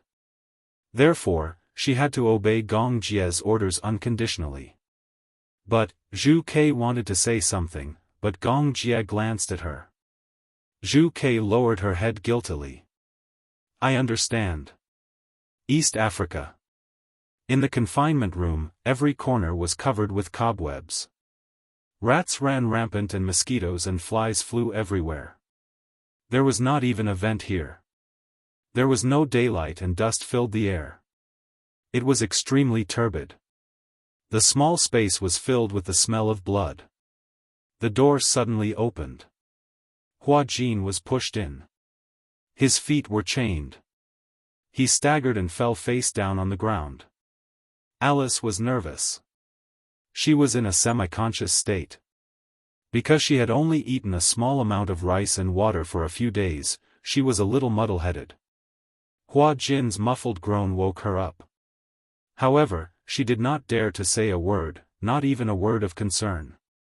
Her eyes were covered by a blindfold, so she could not see anything. She could only hear Hua Jin groaning in pain. "Shut up. Keep quiet. The son of bitch." One of the cultists kicked Hua Jin a few times before leaving, cursing and swearing. The door of the confinement room slammed shut again. Alice did not dare to say a word. She looked up. In her memory, just 2 days ago, she and Hua Jin exchanged a few words in Chinese. Through the 24-hour surveillance camera, a group of evil sect members immediately rushed in and punched and kicked them. She did not dare to speak to Hua Jin again. Originally, Alice thought that no one would dare to do anything to them because they were backed by Hurricane. Until, she saw Romanka being beheaded and his throat slit with her own eyes. She completely realized that this group of evil cultists were inhumane. They were not afraid of the Hurricane at all. In order to save her life, Alice swallowed her anger and didn't dare to speak out again. Hua Jin, on the other hand, had never suffered like this before. Even though the filming environment was extremely harsh, it was not even 1/10,000th of this place. Not to mention, it was a fear that could not be hidden. He didn't even know what these crazy cultists would do in the next second. Every minute of his life was extremely precious to him. He didn't even know if he would live to see the sun rise tomorrow. In fact, the cultists did give them some food and water to eat. In fact, whether it was Alice, Hua Jin, or Natalia, they were all very important to them. After all, the hostages were their bargaining chips in the negotiations with the Hurricanes. Before the negotiations were successful, they naturally hoped that the hostages would live well. But, the rice and water given to them every day was pitifully little. They were originally in a war-torn zone. When the war broke out, Jim also wanted to migrate, but they were caught between the anti-government armed forces and the Orthodox army, so they could not move an inch. So, they requested to negotiate with the hurricanes. Because of the war, the clean rice and water they had was already very precious. Therefore, the food given to the hostages was naturally even less. Chapter 44-25. Hua Jin came back after being beaten up. As soon as the cultists left, he struggled to kneel on the ground and vomited a mouthful of blood. He raised his head and struggled to move in the direction of Alice based on his vague memory. His hands and feet were chained. In order to prevent him from escaping, his eyes were also covered with a black cloth. He moved to Alice's feet and leaned against the wall with his back against her. Alice stretched out her palm. Then, Hua Jin stretched out his finger and struggled to write on her palm stroke by stroke. Alice had a hard time trying to decipher the words with the help of his hand gestures. Hua Jin wrote a few sentences. Just now. Gong Jia had a video call with them to confirm whether we are still alive. It seems that he is ready to take action. Alice, don't give up. We will definitely live well. Alice took a deep breath and seemed to feel that the wounds on her face were gradually not painful. She stretched out her blood-stained finger and wrote on Hua Jin's palm. I will persevere. You must persevere too. Okay. We will definitely wait until Gong Jia comes to save us. Okay. The two of them struggled to rely on their hands and write on their palms, passing the message to each other. Natalia also woke up slowly. She opened her eyes and looked at the ceiling deck. The corners were full of cobwebs. Her stomach was growling with hunger, but she knew that it was not time for dinner yet. No matter how hungry she was, it would not help. Are we going to die? Natalia grumbled, feeling wronged. In fact, she was not afraid of death. Since she was kidnapped here, Hua Jin and Alice took care of her a lot. At least, she was spared from a lot of beatings. Under the protection of Hua Jin and Alice, she did not suffer much except for not being able to eat enough, sleep well, and wear warm clothes. However, it was because of this that Natalia was extremely distressed. Although she was still young, she knew very well how much Hua Jin and Alice had suffered for her. Because of frustration and guilt, she could not hold on any longer. If she could, she would rather bear the pain for Hua Jin and Alice. It was time to deliver food. Hua Jin and Alice had already figured out that there were guards around the confinement room. However, this group of guards was usually on duty for 12 hours. Moreover, after 12 hours, they would be replaced. However, Hua Jin and Alice's judgment of time had been completely blurred after being in the dark for many years. Just now, Hua Jin's had to head from the confinement room to another room. Because he had no idea what time it was. But he vaguely guessed that it should be time for the shift. At the same time, this also meant that this was the 4th day since they arrived. The 4th day, Hua Jin let out a silent sigh. Hua Jin, Alice lowered her voice and called him in a voice that was almost inaudible. Hua Jin turned his head and met her eyes. The window was nailed with wooden boards, but the morning light outside the window shone in through the gaps. With the weak light, Hua Jin saw that Alice's eyes were filled with worry. Do you feel scared? After all, it was not the first time Alice had encountered something like this. But for Hua Jin, it was the first time in his life that he had been kidnapped. Scared? Of course I'm scared. Chapter 44-26. Hua Jin was also a layman. He was not a saint, so he did not care about death. He was also afraid of death. He was even more afraid of such an inhumane death. When he closed his eyes, Romanka's tragic death still appeared in front of his eyes. Just thinking about that miserable scene made him want to vomit, as if there were countless things in his stomach churning. He was stunned and swallowed the things that had originally surged up his throat. He did not eat much to begin with. If he vomited some more, his body would not be able to hold on for much longer. Natalia finally could not take it anymore.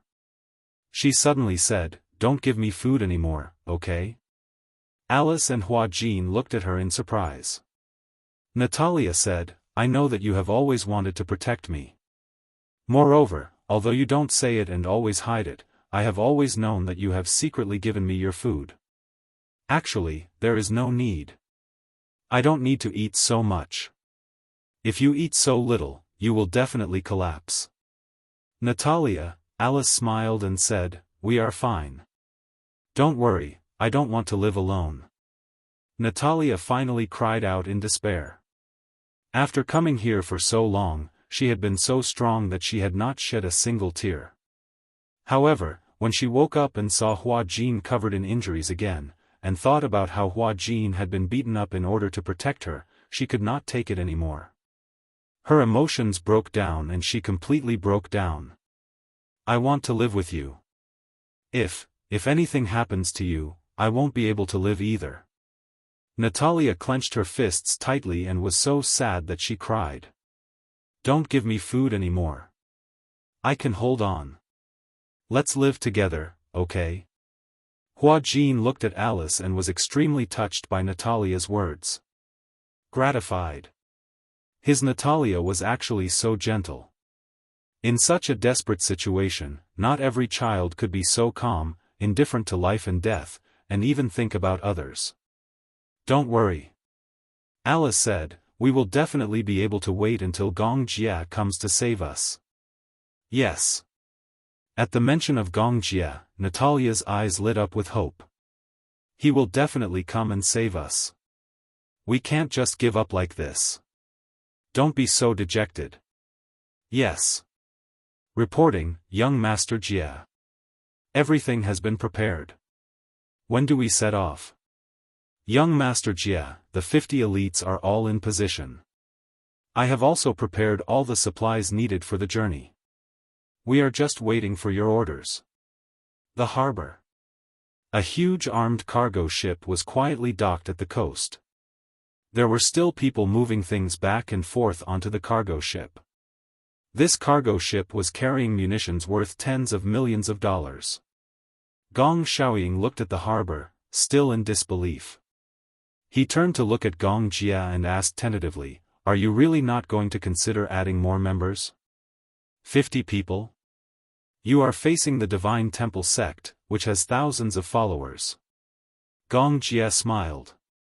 Like you said, it's 5,000 believers, not 5,000 soldiers. 50 people are more than enough to deal with 5,000 disciples. Of course, I don't think those 5,000 followers are that scary. Chapter 44:27. Gong Jia glanced at Gong Xiaoying expressionlessly and said casually, you're wrong. They're allies. Gong Xiaoying was shocked, but he quickly calmed down. He knew that his son's ability to remain calm in the face of danger was what he was most proud of.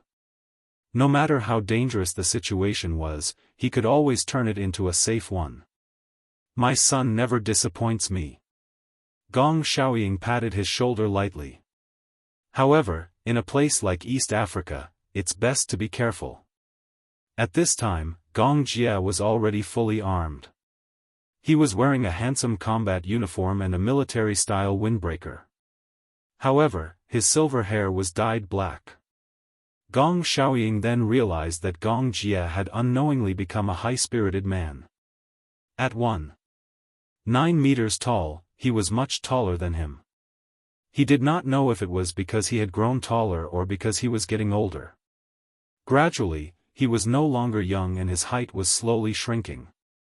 Do you think that when people get older, their height will also become shorter? Gong Xiaoying wanted to ease the tense atmosphere before departure, so he changed the topic. He asked half jokingly and half seriously. Gong Jia glanced at him coldly. Don't make such a lame joke. Ha. Alright, I'll stop joking. Gong Xiaoying pursed his lips and suddenly went forward to give him a big hug. Even Gong Jia was taken aback by this. Since they were young, Gong Xiaoying had always been reserved and not good at expressing his concern for him. This was the first time that Gong Xiaoying, as a father, had taken the initiative to hug him. His hug made his expression a little unnatural. Gong Jia awkwardly turned his head and cleared his throat. What's the matter? It's just a farewell. It's not like I won't be coming back. I'm just afraid that something will happen to you and I won't be able to see you again, Gong Xiaoying said sourly. After saying that, he even pretended to wipe his tears. Gong Jia looked at him coldly. You seem to be hoping that I don't come back. Since when? Then why do I feel like you're cursing your son? As a father, of course I hope that my son will be well. How can I hope that my son won't come back? Gong Jia was speechless. Gong Xiaoying said, all right, let's set off early. I'll wait for you. Gong Jia nodded and gave Gong Xiaoying a hug. Then, he turned around and boarded the armed cargo ship. Before Zhu Ke boarded the cargo ship, she nodded at Gong Xiaoying. Gong Xiaoying called out to her. Vermilion bird. Yes. I'll leave little Jia's safety in your hands. Gong Xiaoying taking the initiative to talk to her made Vermilion bird feel very honored. She immediately lowered her head and said firmly, I will do my best, even if it costs me my life, to bring young Master Jia back safely. It was a 12-hour flight from Dark Wind Island, through the Strait of Malacca, across the Atlantic Ocean, and from East Africa. However, this was already the shortest and fastest journey. There was a port in East Africa that was still well protected. However, because of the war, several airports in East Africa had been severely damaged, and all flights to other parts of the world had been suspended. The airports were in a state of stagnation and were completely paralyzed. Many countries were evacuating their nationals through the only port, Sofia Port. Chapter 44-28. Hurricane also had troops stationed in East Africa. At that time, when the ship docked at the port, the troops stationed in East Africa would come to pick them up. The voyage at sea was extremely boring, and they had to deal with the harsh sailing environment. On the day of departure, they encountered a storm. At night, the sea breeze was very strong, and the waves hit the cargo ship. Even the experienced Gong Jia could not sleep well at night. When he slept on the bed, he felt dizzy, as if he was lying on the top of the waves. He wanted to vomit, but because he did not eat anything, he could not vomit at all. All communication relied on the satellite phone. On the ship, they could not eat anything too greasy. Other than nutritious cans, pure water, and all kinds of fruits, meat was basically eliminated. Dawn. Gong Jia could not sleep, so he came to the deck early, chewing on a nutrition bar, and looked at the sunrise on the horizon with a calm expression. Did you not sleep at all last night? Zhu Ke's voice came from behind. Gong Jia turned around and glanced at her. Why are you not asleep? It's my turn to be on duty tonight. Zhu Ke strode over. Immediately. I'm going to rest for a while. If I don't rest well, how can I deal with the next battle? As a mercenary, Zhu Ke had a very powerful ability. That was, no matter when, where, what happened, whether sitting, lying, kneeling, or lying down, as long as she closed her eyes and wanted to sleep, she could quickly fall asleep in 10 seconds without being affected by the environment. This was not considered powerful. What was really powerful was that even when she was asleep, she could control when she woke up. She remembered that once, when she was carrying out an operation in the wild, she was lying on the battlefield, surrounded by corpses. The place where she lay was full of stinking blood. But when she closed her eyes, she quickly fell asleep. The rain of bullets and cannon fire did not wake her up. Under the cover of the trenches, she slept very peacefully. At night, the war subsided, and she had enough sleep. When she woke up, she snuck into the enemy's base with her own strength and killed the exhausted enemy one by one. Zhu Ke was absolutely an outstanding mercenary. For her, as long as the target was chosen by her employer, to her, killing was no different from stepping on an ant. Sometimes, Gong Jia was envious of her good quality of sleep. Gong Jia bit on the nutrition bar and suddenly asked curiously, "How did you do it?" "What? Sleeping when you want to," this is also a kind of ability. Sometimes, Gong Jia would have insomnia. Sometimes, he would dream of many people. Mu Qingcheng, Yun Shishir, those messy people made up a messy dream. So much so that no matter how long he slept, he still felt groggy. The vermilion bird smiled and walked over. She leaned against the railing and enjoyed the sea breeze. She calmly said, because besides killing people, I have nothing to worry about. She didn't have any burdens or concerns. He had no family, no lover. To her, she was all alone in the world and did not need to worry about anything. At the same time, feelings were a huge taboo for her. Whenever she touched it, it would become a burden to her. Therefore, even though he was almost 27 years old, he was still alone. Won't you feel lonely? Gong Jia smiled. Your life is made up of smelly things. Money, blood. Would such a person really not feel lonely? Chapter 44-29. Vermilion Bird disagreed. I've been alone since I was born, and I'll be alone until I die. She came alone, and she left alone. Not a sound was heard.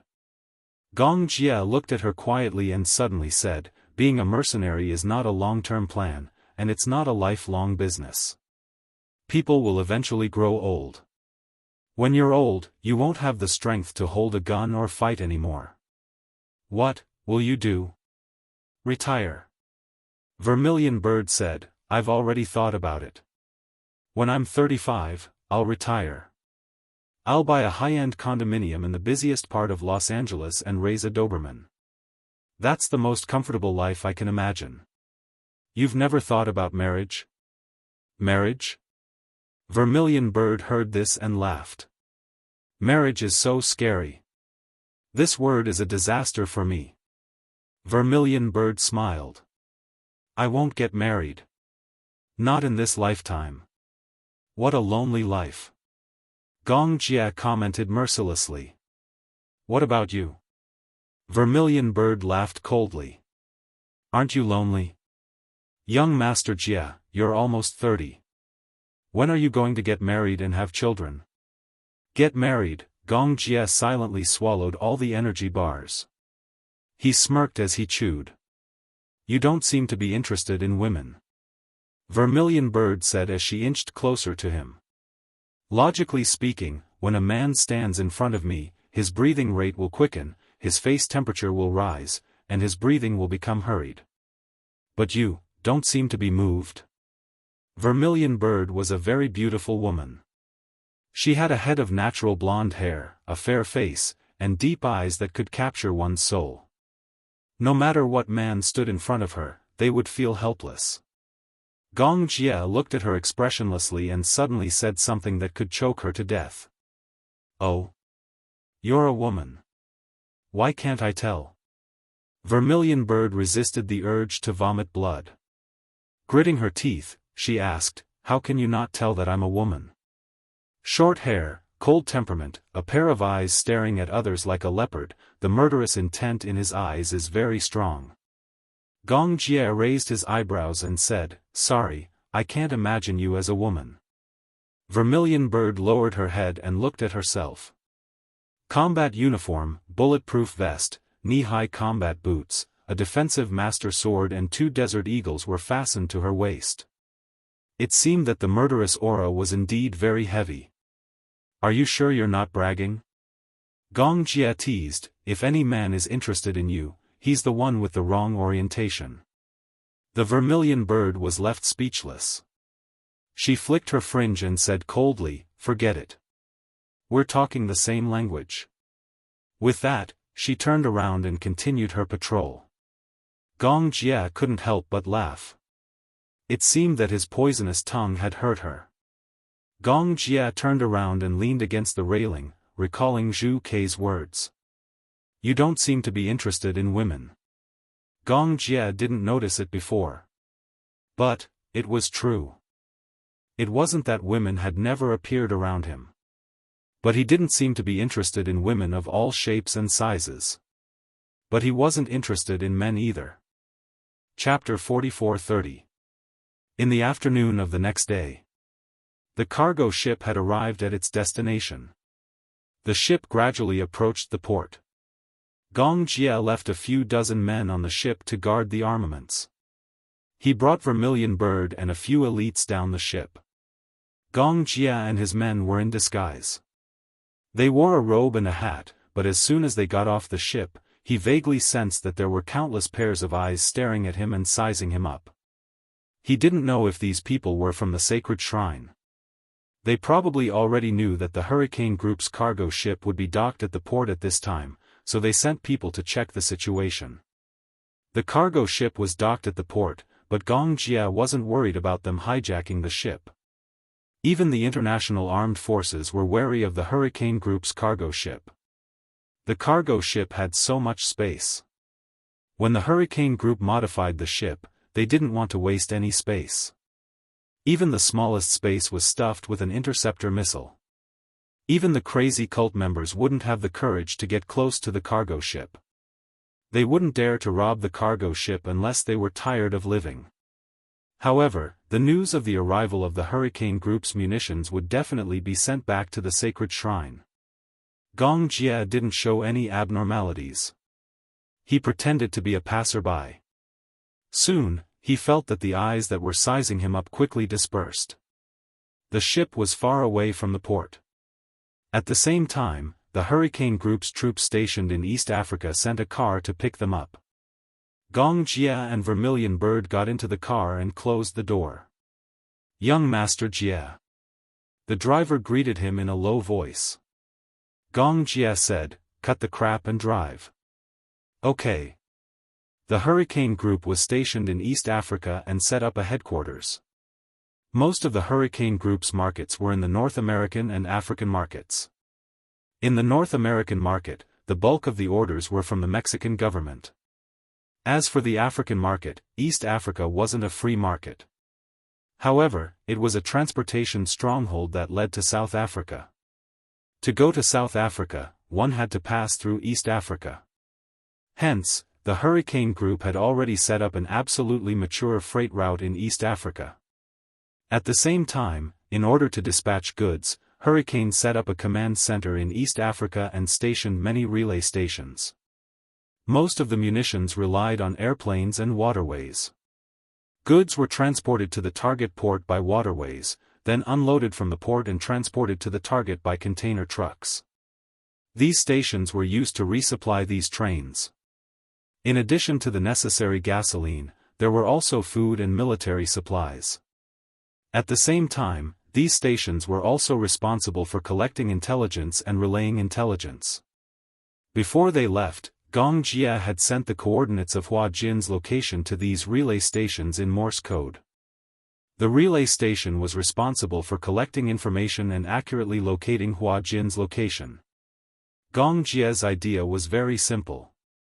Simply and crudely, he would charge into the headquarters of the Holy Church, then control all the cultists and rescue the 3 hostages. After that, the fate of the Sacred Hall would be handed over to the International Federation.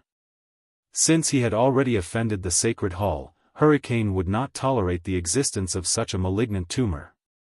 However, the intelligence gathered by several relay stations made Gong Jia realize that this matter wasn't so simple. "I think the Sacred Hall has already transferred the hostages separately." Transferred separately? Chapter 44:31. The subordinate reported to him, "The 3 hostages have been transferred to different places." In other words, Gong Jia followed his words: once one of the hostages is rescued, the Sacred Hall will get the news and the other 2 will lose their lives. Yes. Gong Jia frowned and tapped his fingers on the table. He hesitated. Red Sparrow said, "Is it difficult? Locate the 3 hostages and rescue them in batches. We brought 50 elites and divided them into 3 teams to infiltrate the Sacred Hall's secret hideout and catch them all in one fell swoop." Gong Jia agreed with Red Sparrow's suggestion. The Vermilion Bird had a wealth of experience, so she had an excellent reaction time to deal with such situations. However, the subordinate sighed and revealed a worried expression. Officer Red Sparrow, it's not that we haven't thought of your idea.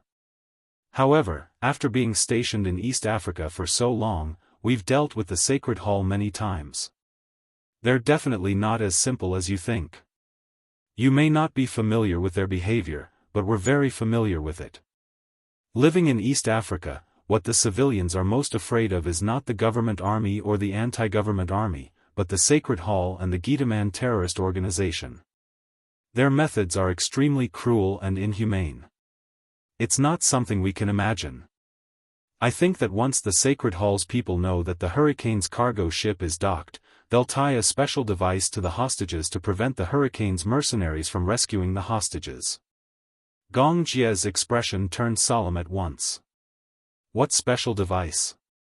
There'll be an explosive device on the handcuffs of the hostages. These devices are connected to a network. In other words, the handcuffs of the 3 hostages are connected. Once one of the handcuffs breaks or the lock is unlocked, the handcuffs of the other 2 hostages will explode.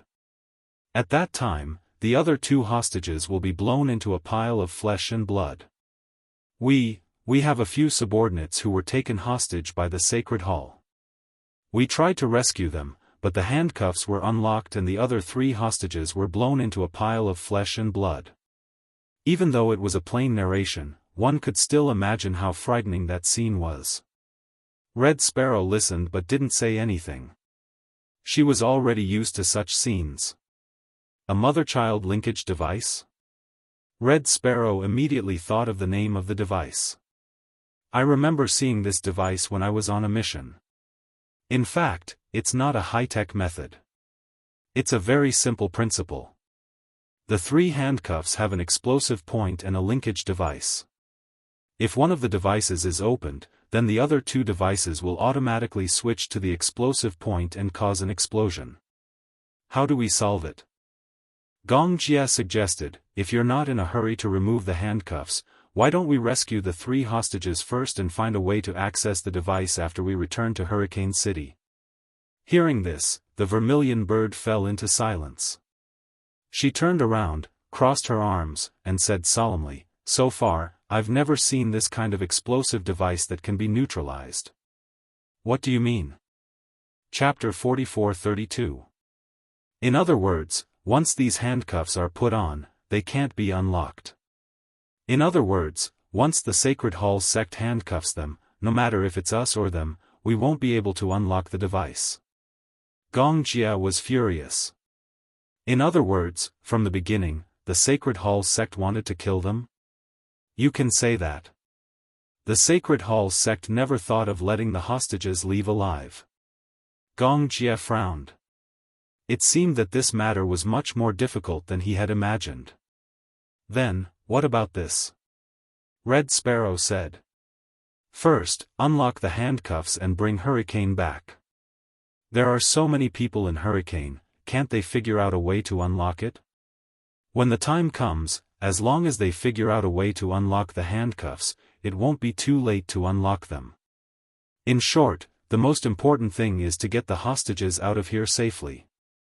That's true, but... Red Sparrow was finally impatient. But what? Do you think that such a big hurricane can't even unlock a simple linkage device? No, the man was obviously in awe of Red Sparrow. He said in a trembling voice, when the linkage device is activated, it will start a countdown. This kind of linkage device has a time limit. Usually, it lasts for 7 days. If the handcuffs are not unlocked after 7 days, the linkage device will automatically explode, so. Red Sparrow was completely stunned. She was also shocked by the cruelty and viciousness of the Sacred Hall sect. However, she had seen such things many times, so she was not surprised. Gong Jia's face was extremely gloomy. He had already guessed that the Sacred Hall sect was so arrogant and their way of doing things was quite extreme. When it came to dealing with hostages, they were inhumane. They didn't care about the hostages' lives. They only used them as bargaining chips. And they were so arrogant because of the value of these hostages. However, even if they knew that their rescue operation might be classified as useless, they would still try their best to save the hostages. Red Sparrow was also confused. I don't understand. They are so extreme. Aren't they afraid that we will give up on the hostages? At that time, Hurricane will target the Sacred Hall sect and launch a crazy revenge. Are they really not afraid of Hurricane? Ha! Evil sect. Who are the cults? Gong Jie said, the cults believe in God, but these fake Christians believe that God has been silently protecting them. They think that after they die, they can become gods and become immortal. Do you think they have any sense of reason? Since they are so loyal to God, why did they ask Hurricane to provide so many munitions? Because Bishop Jim is a pretty smart, sober man. He was taking advantage of the sincerity of the cultists to amass a huge fortune. Over the years, how many families had the Sacred Hall embezzled? Jim knew the truth of the world very well, but he used such nonsense to brainwash his followers and seize their property. Those believers are all poor people who have been deceived by him. A pitiful person must have a hateful side. No matter what, we have to rescue the 3 hostages first. Chapter 44-33. Yeah, I'll negotiate with Jim when the time comes. You're going to do it yourself? Vermilion Bird was a little worried. Young Master Jie, I think it's better if you don't do it yourself. Jim is a sly old fox. Who knows what kind of trap he has set for you?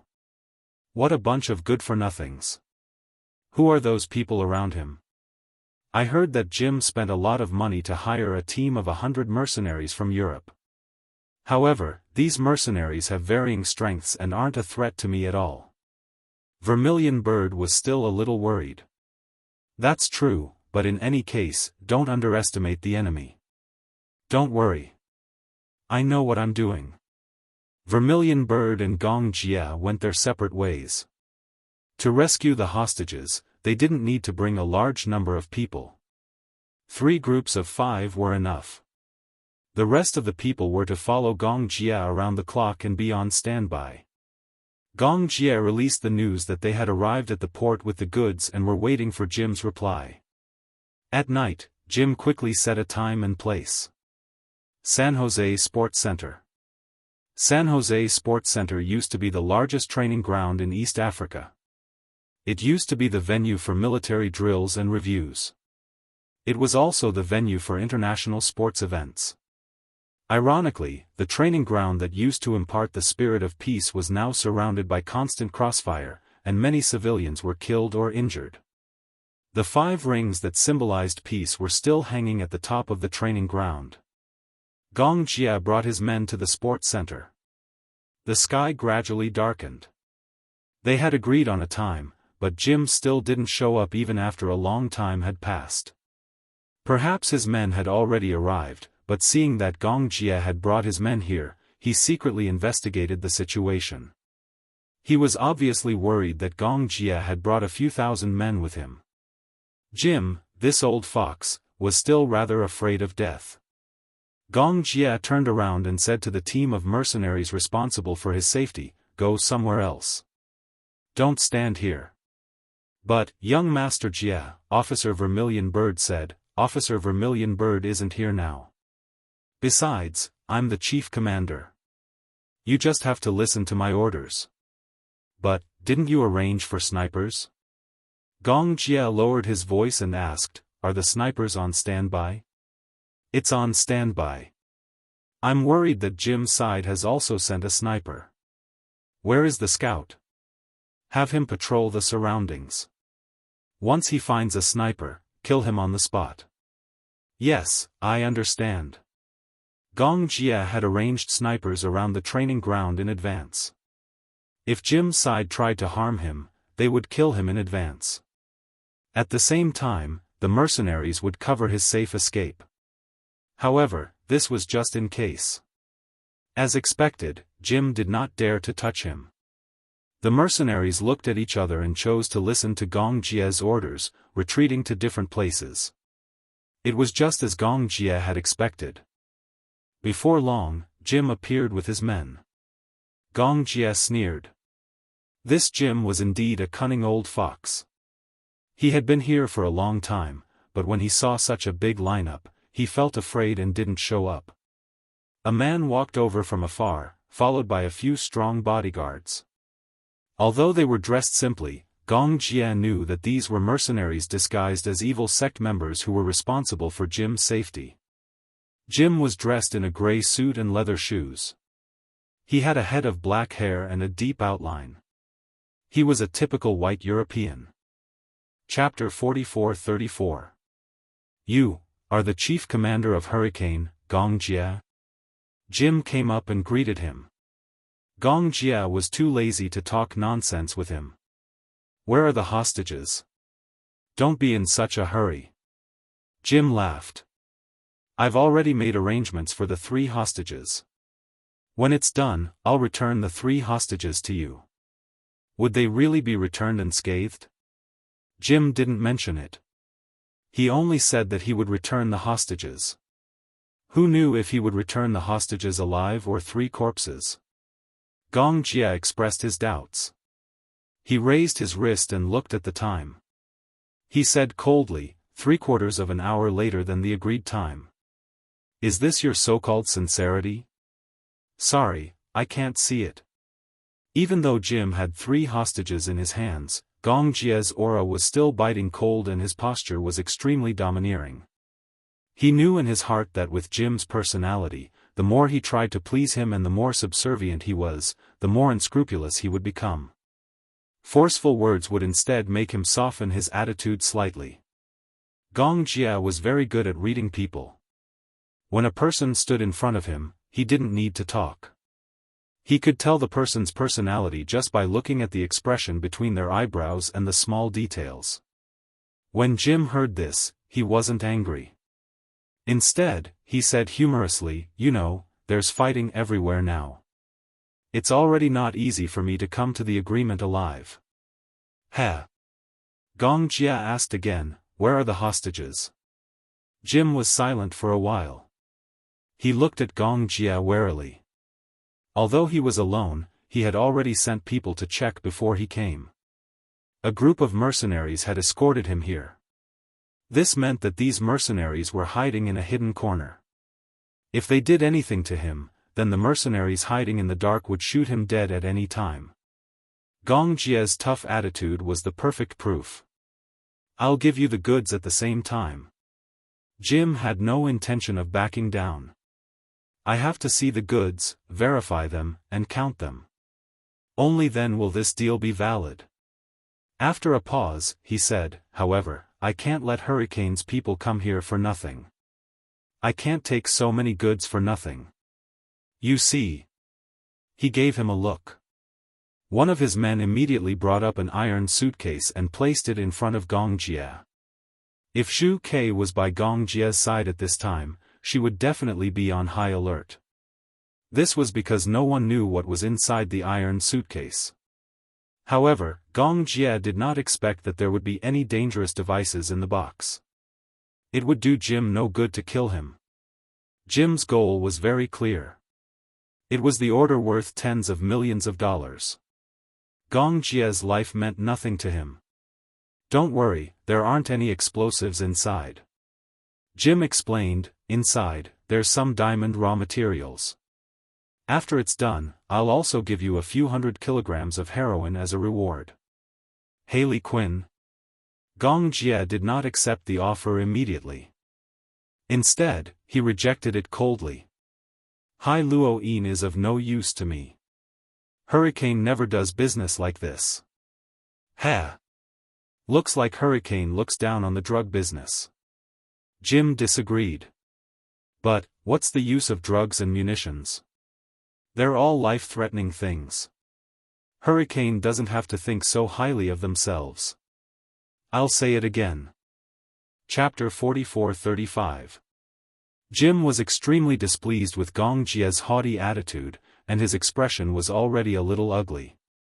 In fact, Gong Jia was stalling for time. Now, Vermilion Bird had infiltrated the cult in disguise to rescue the hostages. Given Jim's character, he would definitely send the most capable mercenaries to his side. As for the useless soldiers and crab generals left behind in the cult, Vermilion Bird did not care about them at all. Vermilion Bird had very strong anti-reconnaissance and investigative abilities. She would definitely be able to lead her men to rescue the hostages as soon as possible. But before that, Gong Jia had to stall for time as much as possible. If necessary, he would not hesitate to tie Jim up as a hostage. "Let's go and inspect the goods first." Gong Jia sneered. "It's useless to talk to you." With that, he stood still and waited for Jim's response. Naturally, he would not turn around immediately and leave his back to them. Jim could tell that Gong Jia was also very wary of him. He raised his eyebrows and suddenly asked, "Among the 3 hostages, there's a man who looks very attractive." When he said that, Gong Jia immediately realized that he was talking about Hua Jin and immediately became nervous. "Him? What's wrong?" "Oh. You're so nervous." Jim immediately smiled evilly. "Don't tell me that this man has a special meaning to you." Gong Jia's facial muscles immediately stiffened. "Don't tell me that this man is your favorite pet." This sentence undoubtedly angered Gong Jia. Favorite pet? This wasn't a nice way to address him. From what he knew, Jim liked women, but he also liked men. As long as it was attractive, he was very interested in it. To him, whether it was a man or a woman, they were just for his amusement. In other words, men and women were like dogs. They were pets, not humans. Obviously, he said this because he regarded Hua Jin as a pet in his eyes. There was no difference. He treated Hua Jin as Gong Jia's plaything, but such blasphemy made Gong Jia unhappy. He swore that when Hua Jin, Alice, and Natalia returned safe and sound, Hurricane would wash the headquarters of the Temple of Light with blood. What? What was there to be embarrassed about? It's not a rare thing for a man to like another man. Jim said, "Men and women are the same, they are all living creatures. In this world, there are only differences between gods, devils, humans, and ghosts. However, I am different from you. I am a god. Therefore, to be able to receive my gift is a great favor. If young Master Gong is interested, I have some pets for you to choose from. If you don't mind, you can pick a few pets and bring them back. It's not impossible. It's also a gift from me to Hurricane." Gift, favor? What a disgusting metaphor. Gong Jia's face was full of disgust, but he didn't show it. He said indifferently, "It's getting late. I think you should also want to check the goods as soon as possible and then finish this business. Everyone's time is precious. Don't waste it on these boring things." Okay. Are the goods at the port? The port. It doesn't seem safe to trade at the port. Jim was also thinking. Why don't we transport the goods here? It was too risky to haul the goods back from the port. Chapter 44-36. Impossible. Gong Jia rejected him directly. He had no intention of handing these goods over to Jim. Doing this was just a delaying tactic. He was stalling for time so that Vermilion Bird would have more chances to rescue the hostages. Jim narrowed his eyes, secretly sizing up Gong Jia, and bluntly expressed his worries. "If I follow you to the port, I don't know if you have any troops stationed there. When I reach the port, if I am ambushed by your men, wouldn't it be a waste? I won't take the risk like this." Gong Jia smirked. "If I have any thoughts about you, I can get rid of you right here." "Oh? How can you guarantee that?" Gong Jia smiled coldly, and then he snapped his fingers lightly. The next second, the mercenary standing closest to Jim was shot in the head by a sniper in the distance. The whistling bullet instantly penetrated the mercenary's head, and the warm blood splashed on Jim's body. The corner of his mouth that had not yet cooled down was stained with a trace of blood at the same time. Jim suddenly froze. Gong Jia raised his eyebrows. "Is this enough to prove it?" The mercenaries beside Jim reacted quickly, and almost at the same time, they pointed their guns at Gong Jia. Gong Jia had both hands in his trouser pockets, and in the face of the other party's hostile aura, he appeared indifferent. He did not think that Jim would dare to let these mercenaries shoot. And the more calm Gong Jia was, the more restless Jim became. He waved his hand and roared, "Damn it! Put down your guns. Do you want to kill me?" If they fired at Gong Jia, before Gong Jia fell, he would have been shot dead by the sniper in the distance. Jim was scared to death. Gong Jia glanced at him disdainfully. "Do you really think that I came here for the 3 hostages? Jim, if you don't even have the attitude to personally inspect the goods at the port, not to mention you, even these mercenaries beside you won't be able to live for long." His tone was unyielding. However, being tough also required the ability to be tough. Jim knew very well that Gong Jia had the right to be tough. However, he was also certain that Gong Jia would not kill him so easily. He already knew this before he rushed over. This time, what awaited him was not a deal, but a game between the two sides. Jim also vaguely realized that perhaps the Gong Jia was stalling for time. At this moment, he might have already sent out troops to search for the 3 hostages. However, he was also very sure that the lives of the 3 hostages were in his hands. This was also the last bargaining chip in his hand. "Gong Jia, I can go with you to the port, but I'm warning you, you better not play any tricks. Otherwise, if anything happens to me, those 3 hostages will definitely not be alive." Gong Jia had sent out Vermilion Bird. Even if he managed to find the hostages, he had to break through the encirclement of the heretics. If he managed to kill his way out, then Gong Jia would become a wanted criminal by the peacekeeping forces. Although they were members of an evil sect, they did not have the right to be shot to death. Gong Jia's expression was very ugly. He only prayed in his heart that Vermilion Bird could find the 3 hostages as soon as possible. "Lead the way to the port." Jim took a step back. Chapter 44-37. Vermilion Bird's voice could be heard clearly through Gong Jia's earpiece. "Young Master Jia, we've found Natalia." Gong Jia secretly heaved a sigh of relief when he heard that. However, he didn't show it, and he didn't dare to let his guard down. When they arrived at the harbor, the cargo ship immediately brought down a ladder. Gong Jia turned around and said to Jim, "The ship is full of firearms. For safety reasons, all of you should unload your guns and board the ship." "Unload our guns?" Jim finally couldn't take it anymore.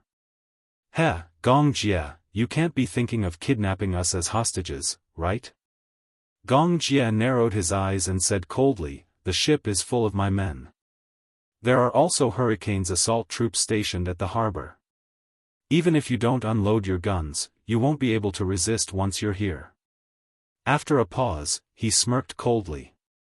"Oh, I seem to have forgotten. From the moment you angered Hurricane, the Sacred Hall sect was already at the end of their rope." Jim's face was slightly embarrassed. The muscles on his face twitched slightly. Thus, he turned around and waved his hand lightly. The dozens of mercenaries looked at each other, somewhat unwilling. They were mercenaries who risked their lives. They couldn't go against their employer's orders. But, if they had to gamble their lives for a few $100,000, and it was a meaningless gamble, they were unwilling. In their eyes, their lives were more important than benefits. The most outstanding and most useless mercenary organization in the world was Mercenary Paradise, which belonged to Hurricane Group. The mercenaries who came from Mercenary Paradise were all veterans who had fought in various battlefields all over the world. Some of them were even young mercenaries who had undergone high-intensity training since they were young. They were loyal to Hurricane and wouldn't hesitate to risk their lives for it. Hurricane's benefits were far more important than their lives. Not every mercenary was willing to risk their lives for their employer, especially when it was obvious that it was dangerous. As mercenaries, they couldn't unload their guns in front of their enemies. Unloading their guns was like a tiger that had lost its claws and teeth, becoming a weak beast. Sorry, employer, we can't unload our guns. The mercenaries took a step back. In the night, everyone's face was filled with resistance. Jim looked around and said fiercely, I've paid you guys. You have to protect me. There's a clause in the agreement. If it's an unnecessary risk, we can refuse to carry it out. Jim was fuming. At that moment, he had become a trapped beast in Hurricane's hands. He turned around and looked at Hurricane with a pale face. For some reason, he suddenly sneered and raised his hands. Instead of letting my mercenaries unload their guns, why don't you just tie me up? How about that? What? The man was a little surprised. I don't think Hurricane came here with any sincerity at all. This matter. Sect leader? Upon hearing this, Gong Jie realized that things were developing in an unpredictable direction. Sneering, Jim casually picked up the satellite phone and dialed a number. With a look from Gong Jie, one of the mercenaries behind him immediately rushed out and pinned Jim to the ground. In the blink of an eye, he had him pinned to the ground with his hands behind his back. However, the call had already been made. Chapter 44-38. The three hostages were in danger. Before Gong Jie could react, the mercenaries behind him pushed him to the ground and shielded him with their bodies. On the other side, Jim's mercenaries also raised their guns. Tut tut tut, tot-a-tot. The sound of rifle fire was heard and sparks flew everywhere. The sound of bullets piercing through bodies could be heard from time to time. Gong Jie let out a muffled groan as he felt a bullet in his back. In the midst of the sparks, the close-range battle lasted for a minute. In just a short minute, the mercenaries on Jim's side were completely annihilated by Gong Jie's mercenaries. In the blink of an eye, the port was covered in a river of blood. They couldn't even withstand a single blow. Gong Jie stood up and heaved a sigh of relief. Taking off his bulletproof vest, he pulled out a bullet shell from his back and smashed it on the ground. Because of the bulletproof vest's protection, it only grazed his skin a little. Jim was already pinned to the ground. Gong Jie walked towards Jim and said, "Do a head count." He walked to Jim's side and stepped on his body with his military boots.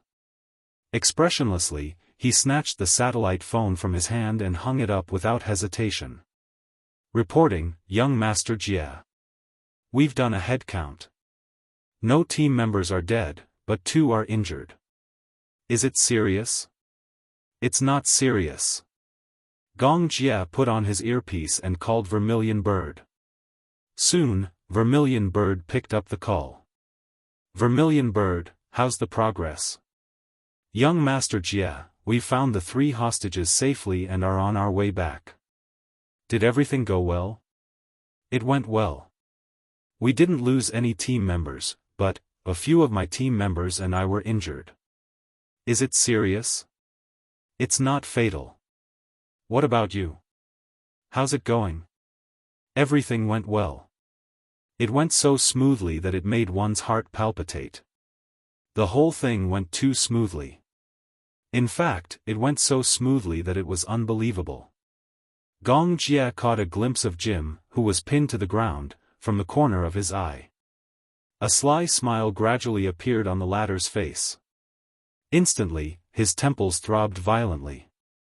For some reason, this smile was a little creepy and made one feel uneasy. He grabbed Jim and went straight to the point. You're not Jim. Who are you? What? Young Master Jie, didn't I hear that your subordinates brought the hostages back safely? However, do I need to remind you that your wishful thinking seems to have gone wrong? Sect Master had long expected that you would not obediently fulfill the deal. Who are you? Gong Jie was getting more and more annoyed. Even though the information reported from the other side was that they had safely evacuated with the 3 hostages and were on their way back. However, he had a feeling that things weren't that simple. He. Jim's smile became even more dazzling. Gong Jie was certain that this man was definitely not Jim. He grabbed him by the collar and asked coldly, "Who the hell are you?" Before Jim could speak, his satellite phone suddenly rang. Gong Jia looked at the satellite phone in his hand and felt a boundless chill seeping into his body. His limbs immediately became incomparably cold and his scalp numbed. "Answer it. Why aren't you answering it?" Jim urged him on. Gong Jia answered the call. On the other end, a middle-aged man's deep and sinister voice could be heard. "Young Master Jia, how have you been?" "Jim?" Was the person on the other end the real Jim? Chapter 44-39. How could the real Jim show up so easily? "Your subordinates rushed into my territory and killed several of my followers. May I ask, how should I settle this debt with you?" On the other end, the man's voice was filled with displeasure, but his calm tone made people feel even more terrified. Gong Jia frowned. Originally, he thought that since Hua Jin and the others had been brought back safely by the vermilion bird, then, in front of Jim, he should naturally have some confidence. However, for some reason, hearing Jim say this made his hair stand on end.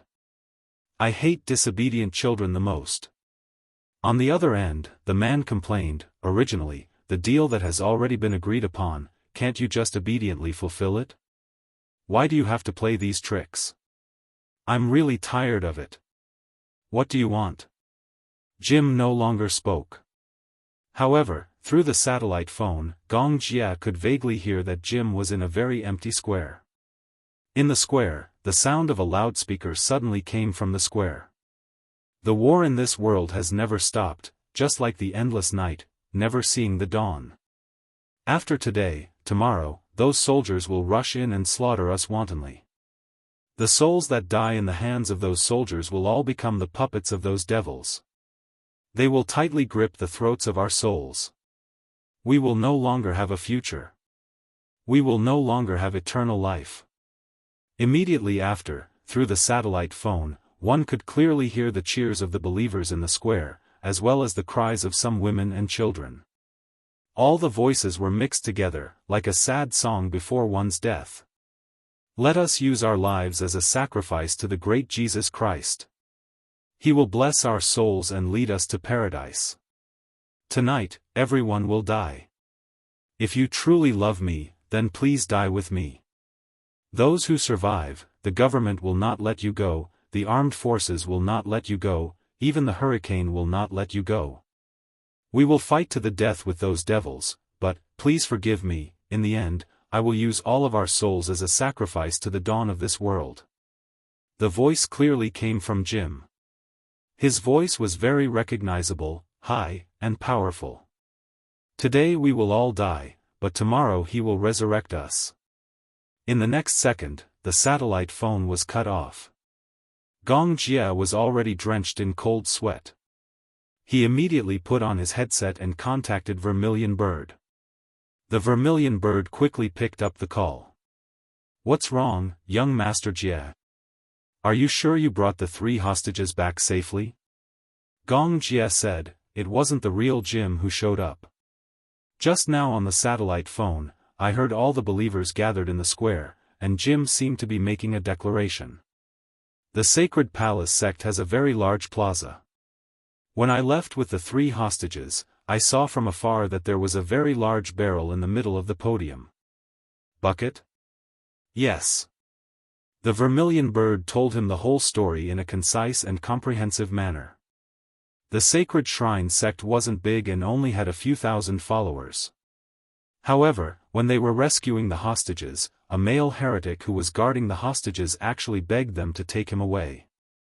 Chapter 44-40. At night, Jim will summon all his followers to gather in the square. Everyone will drink the highly toxic strawberry juice and commit mass suicide. Moreover, he will burn a living person as a sacrifice before dawn. At this point, Red Sparrow suddenly shuddered. She turned around abruptly and looked at the 3 hostages in the back seat. She had been in such a hurry that she had not checked carefully. Zhu Kei frowned. She immediately pulled out the dagger tied to her thigh and neatly cut a hole in the cloth bag. Natalia let out a muffled groan. She was obviously frightened. Beside him, Alice was visibly trembling as well. The third one, on the other hand, was apparently very calm. Red Sparrow cut open the cloth bag on his head and saw an unfamiliar face. He had dark skin and a chiseled face. He was a typical East African. "Where's Hua Jin?" Red Sparrow exclaimed. Gong Jie suddenly became nervous. "What's going on? Hua Jin is not here." "What? Oh no. This is a human bomb. Get out of the car. Get out of the car." It was a mess on the other end. When Red Sparrow cut open the cloth bag, she also heard the countdown of the time bomb on his body. She immediately ordered the driver to stop the car and open the door. She carried Natalia in one hand and Alice in the other. Before the car came to a stop, she jumped out of the car recklessly. Just a few seconds after the people jumped out of the car, the bomb on the other hostage exploded, destroying the car along with it. The powerful explosion shattered the radio system. Bzzzt, Gong Jie heard a shrill sound coming from his earpiece. He immediately took it off and turned his head to look at the fake Jim beside him. He grabbed the man's collar and asked fiercely, "Where is the other hostage? Speak." "Huh, just kill me. Anyway, I won't say anything even if I die." When Gong Jie heard this, the corners of his mouth curled into a cruel smile. "Is that so?" He grabbed the defense master that was buckled around his waist, squatted down, and put the blade against his cheek. "You're not going to tell me?" The man glanced sideways at the blade that was pressed against his skin. With Gong Jie's pressure on his wrist, the sharp blade quickly cut open a wound on his skin. It was not that there was no fear in his heart. He was not afraid of death, but he was instinctively afraid of something more painful than death. "Are you going to tell me or not?" Gong Jie grabbed him by the throat. "Speak." The man didn't say anything for a long time. He gritted his teeth and closed his eyes, as if waiting for death to come. However, how could Gong Jie let him have his way so easily? He was determined to get information out of him, but since the man was so tight-lipped, it wasn't like he didn't have any tricks up his sleeve. Gong Jie flipped his hand and used the tip of the knife to ruthlessly pierce the skin on his face. Furthermore, he forcefully gouged out a bloody wound. Ah! He knew best how to inflict the most pain on others without causing them to die from excessive blood loss and severe injuries. His subordinates had experienced the cruelest torture in the world. Therefore, he knew how to inflict pain on others without causing them to die. "It's okay if you don't say anything. However, I won't kill you right away." Gong Jie's breathing was heavy. He leaned close to the man and forcefully gouged out half of his skin with the defense master in his hand. Ah! Chapter 44-41. Gong Jie pulled out his knife and stabbed it into the man's thigh. It was extremely painful, but it was not fatal. Gong Jie questioned sternly, "Are you going to talk or not?" The man's will finally wavered and he began to beg. "Just kill me. Just kill me. Don't torture me anymore. I'm warning you, I'm giving you one last chance. Otherwise, I have plenty of ways to torture you until you wish you were dead." Gong Jie gave him another backhand stab and stabbed him in the waist. The man screamed like a pig being slaughtered. It was incomparably mournful. I'll talk. I'll talk." The man trembled all over and said with difficulty, "The cult leader is very kind and righteous. He thinks that man has the blood of the Son of God, and he wants, what does he want? He wants to use that hostage as a final sacrifice.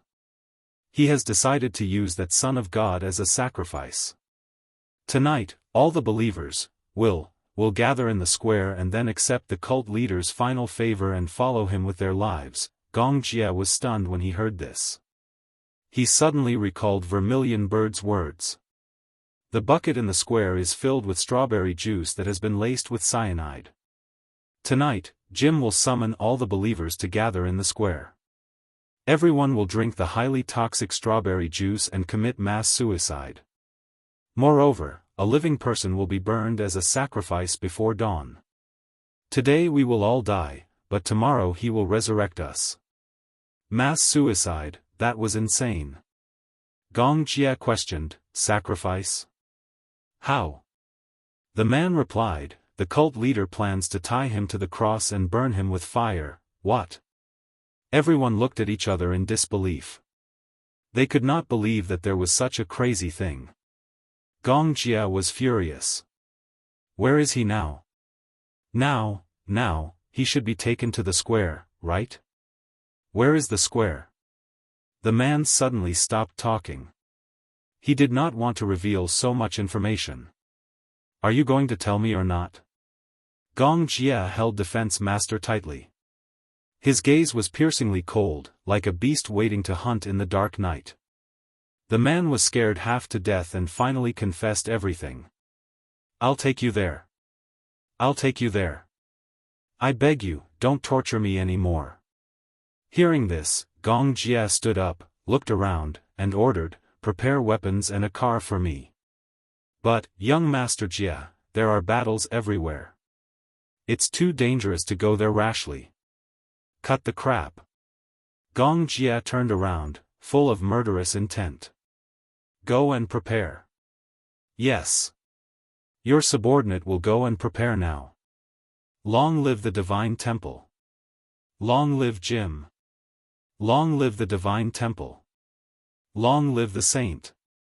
Hua Jin was awakened by a group of majestic roars. He opened his eyes in a daze. Before he fully regained consciousness, he saw a huge square in front of him under the moonlight. In the square, a group of believers gathered together. Some were carrying babies while others were supporting each other. He was startled. Just as he opened his mouth, he suddenly saw a man in a black robe carrying a bucket of things and walking in front of him. What are you doing? Before he could see clearly what was in the bucket, he saw the man pick it up. Chapter 44-42. Suddenly, a bucket of gasoline was poured over his head. The gasoline drenched his body and instantly corroded his whip wounds. Hua Jin sucked in a breath of cold air and gritted his teeth. He lowered his head, and only then did he clearly see his current situation. He was tied to a cross, and there was a pile of firewood under his feet. On the side, a believer held a torch in his hand. The flame bloomed eerily in the night wind, like a deadly flame flower. Hua Jin suddenly felt his hair stand on end. Were they going to burn him alive as a sacrifice? In the square, hundreds and thousands of believers knelt down devoutly. Holy Sun, please bestow eternal life to our leader, please bestow eternal life to us. Long live His Highness the Holy Sun. A group of people knelt down in front of Hua Jin inexplicably. Hua Jin saw that their faces were either filled with joy or tears. Some women were holding babies and kissing their husbands reluctantly. At this moment, a group of people followed a man in a suit onto the stage. It was Jim. Hua Jin had seen him a few times. It was said that he was the leader of the thousands of believers in the square, the great leader of the Sacred Palace sect. Jim stood on the podium, and for the last time, he faced all the believers and gave a speech. Tonight, here, everyone will die. If you really love me, please be sure to die with me with dignity. In the future, the Lord will bless your souls with eternal life. In the bucket in the middle of the podium, there is strawberry juice with hydrogen chloride. Hydrogen chloride? Hua Jin suddenly felt a chill run down his spine. That was highly toxic. Even a small amount of hydrogen chloride was enough to kill. Moreover, death would be quick. Although it would be less painful, but, were these people crazy? Were they trying to stage a mass suicide? Hua Jin was puzzled. He knew too little about this world. He did not understand why these crazy people would choose to commit mass suicide when they were living well. Great leader. Please allow me to make a request, okay? At this moment, a woman suddenly stood out from the square. She wore a headscarf and walked to Jim with tears streaming down her face. She first knelt down and kowtowed devoutly. Then, she drew a cross on her chest. "Sect Master, I have a child." She turned around, and immediately, a man stood up. He looked like her husband, and he was holding a baby in his arms. The baby was no more than 10 months old. The woman's face was full of grief. "Great leader Jim, the children are innocent and holy. They don't need to go through this ceremony. Can he not participate in this ceremony? Cut the crap." Jim didn't say anything, but the bodyguard beside him cursed on the spot, "How dare you disobey the sect leader's orders?" The bodyguard immediately jumped off the stage and reached out to snatch the baby from the man's arms. The woman cried and threw herself at them, begging, "Please, let this child go. He's innocent, please, please don't be so cruel, okay? You better do it yourself. Otherwise, I'll beat you to death, you bitch. Then, choke him to death along with this filthy child."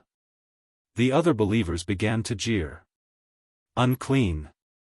Dirty. They're insulting the Sacred Palace sect. Sect Master, please kill them. That child is unclean and will bring misfortune to the Sacred Palace sect. Kill them. Kill them." Chapter 44-43. Hua Jin's heart was filled with sorrow. How pitiful were these believers to believe in an evil cult to such an extent that they wouldn't even let off an innocent child. The child was still so young that he didn't even understand what was happening. His pair of helpless eyes kept looking around, frightened by the shrill screams of the people around him. These believers looked so contradictory. They were afraid of death, but they also looked forward to it. It was as if death would really bring them eternal life. It was as if their souls would be purified because of it. What exactly did this damned Sacred Palace sect brainwash them? You choose. The bodyguard's face was cold. "Do you want to kill this child, or we will behead you honorably?" The poor mother took the child from her husband's arms and looked at the pure and flawless face of the child in her arms. Even if she couldn't bear it, she had to endure the pain and make a decision. I choose to do it myself." "No!" Hua Jin suddenly shouted to stop her. Everyone turned to look at him. Under everyone's gaze, Hua Jin was at a loss. He pondered for a while and finally gathered his courage and said seriously, "Everyone, don't listen to the nonsense of this so-called leader. What Sacred Palace sect, he will only bring you misfortune." However, no one understood what he said. They couldn't understand Chinese. The saint has spoken. The believers once again kowtowed devoutly. A sense of powerlessness suddenly engulfed his whole body. Hua Jin could only watch helplessly as the mother let out her last sorrowful wail. Immediately after, she was forced to take a glass of strawberry juice from the bodyguard. Her heart ached, but she forced the child's mouth open and slowly poured the sweet but poisonous strawberry juice into the child's mouth. The poison took effect very quickly. The child cried a few times, then suddenly straightened his legs and stopped moving. His pair of clear eyes immediately darkened. The mother's tears fell like rain. She poisoned her own child with her own hands. "My child," her husband beside her also cried bitterly. There was nothing more painful than killing your own child with your own hands. However, at this moment, under the baptism of the evil cult's teachings, the believers who had long lost their humanity began to cheer. Let us welcome this great moment. As soon as he finished speaking, believers continuously walked up to the podium, picked up the strawberry juice, and drank it in one gulp. An old man began to resist. "I don't want it. I want to leave this place. I don't want to die. I don't want to drink that." He finally had a mental breakdown. He struggled continuously, pushing aside the crowd in an attempt to escape. However, a believer pushed him to the ground and a few people stepped on him. Another believer brought strawberry juice and forced it down his throat. How could a powerless old man be a match for these crazy believers? He was forced to drink the strawberry juice. He convulsed and fell to the ground. Then, he stopped moving. One after another, believers drank the strawberry juice, and more people went up to the stage to receive it. In the blink of an eye, many people in the square had fallen. The night breeze blew gently, as if something was wailing mournfully. Hua Jin watched as the believers drank the strawberry juice, but he was powerless to change the situation. Chapter 44-44. Hua Jin did not expect such a thing to happen in this peaceful era. He also did not expect that the world was not as peaceful as he thought it was. He had always lived in a peaceful country. It was hard for him to imagine such cruel things. Now, this tragic scene was playing out in front of him. Perhaps it was because the smell of gasoline on his body was too pungent, but he suddenly felt nauseous. Ugh, he wanted to vomit and felt extremely uncomfortable. He struggled for a while, but his hands were tightly bound and he couldn't move. A believer walked over with a torch. At the same time, the believers in the square became more and more enthusiastic. Long live the Son of God! Long live the sacred shrine! Long live Lord Jim! It was like the last carnival before death. Hua Jin did not know if it was the believers' sorrow or the world's sorrow. It was said that these believers became Jim's fans and supported the sacred shrine because they thought the sacred shrine gave them the last pure land. Most of these believers were refugees from warring countries. Some were even civilians from developed countries. Some of them were old people who had experienced world wars. Some of them were people who had experienced the global financial crisis and went bankrupt. The sacred shrine was founded to fight racial discrimination. Jim was enthusiastic about helping the poor, but he was rejected by some stubborn conservatives in the church. Therefore, Jim decided to build his own church, a sacred church that was truly free and equal. A church that even black people could enter. In the beginning, racial discrimination became more and more severe. Many black people worshipped him as Jesus Christ. He went door to door to collect donations and sold small animals. Finally, he raised enough money to build the church.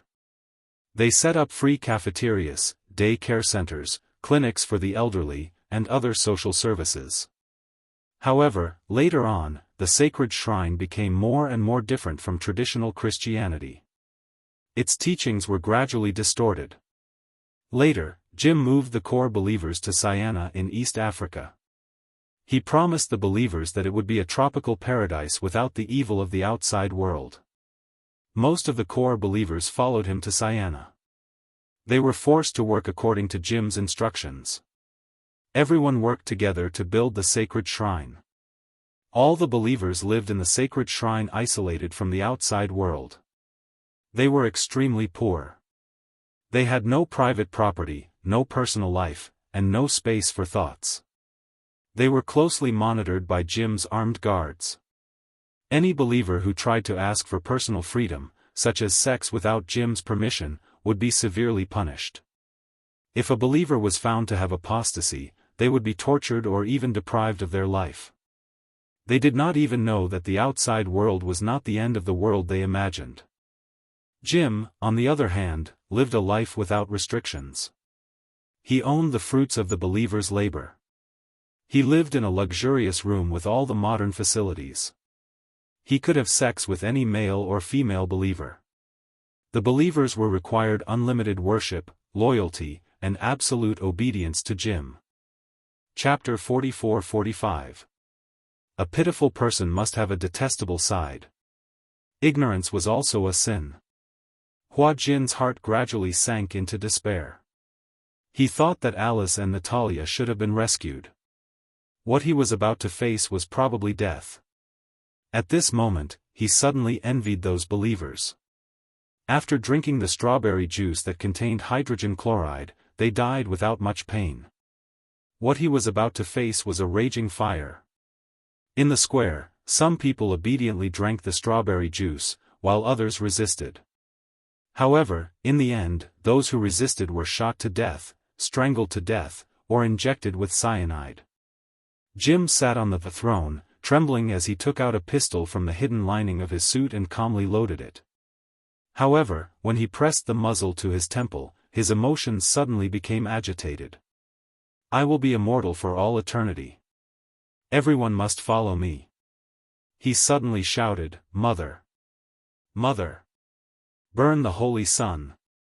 Burn the Holy Sun! The screams became fiercer and fiercer. Hua Jin looked at the people holding torches getting closer and closer. His whole body trembled as he closed his eyes. However, in the next second, the roar of a car came from the end of the square. Immediately after, when the believer raised his hand and was about to throw the torch to the firewood at Hua Jin's feet, two thunderous gunshots echoed. One gunshot was Jim's suicide by swallowing a bullet. The other shot was fired from the end of the square.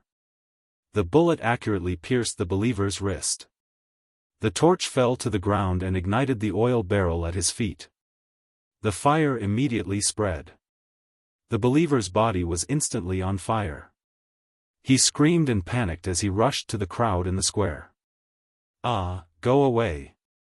This is the fire of sin. Go away. The square instantly went out of control. Hua Jin looked at this scene in a daze. He looked in the direction of the gunshots and saw an off-road vehicle breaking through the encirclement of the believers and speeding toward him. A soldier mounted a light machine gun on the sunroof of the car and fired at the armed forces that were swarming toward them. The car stopped below the stage.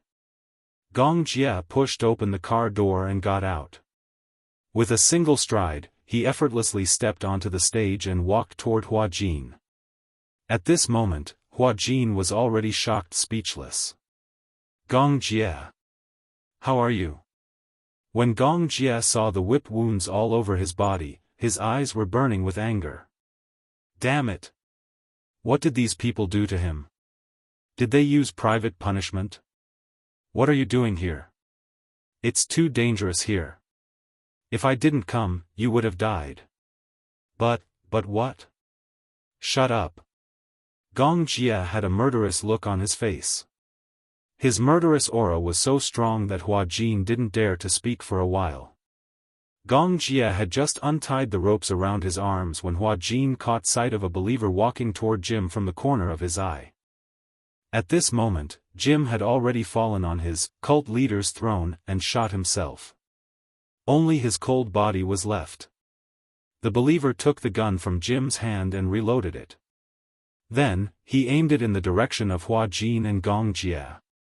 Beneath their feet was firewood soaked in gasoline. Once the bullet hit the firewood, it would explode violently. Danger! The moment the believer opened fire, Hua Jin suddenly pushed Gong Jie to the side. Chapter 44-46. Gong Jie climbed up nimbly, grabbed Hua Jin's collar, and jumped off the stage. Hua Jin's skills were not as good as his. He stumbled all the way until he was thrown into the car. Gong Jie also got into the car. The machine gunner, who was standing at the sunroof, swiftly loaded his gun. Amidst the hail of bullets, he was shot in the shoulder. Young Master Jie, I've been shot. We have to get out of here as soon as possible. Gong Jie stepped on the accelerator, and the car suddenly sped forward. The believers who had surrounded them were scared into retreating. The light machine gun had a total of 100 bullets, and it had been firing all the way. At this time, there was no way to control whether the bullets were aimed at the armed forces or civilians. At this time, anyone who pounced on the car was identified as a militant by the machine gunner and shot dead one by one. It was especially at this time that they could not compromise with so-called kindness. In a moment's time, they could be the ones to die here. Gong Jie drove the car, charging straight ahead. He tried his best to find an empty road with no one around. However, someone shouted from outside the car, and those crazy believers persevered and pounced on the car. It was obvious that they wanted to use their bodies of flesh and blood to block their way. Hua Jin shrank into the corner of the car. There were many militants outside the car, and they were all armed. He could not help Gong Jie much, and he could only try his best to protect himself and avoid unnecessary harm. During this time, Hua Jin vaguely felt that the car had run over something. A corpse? Or a living person who had been rolled under the wheels? He covered his face in shock, not daring to think too much. Da-da-da-da-da, the machine gunner was still defending his last position.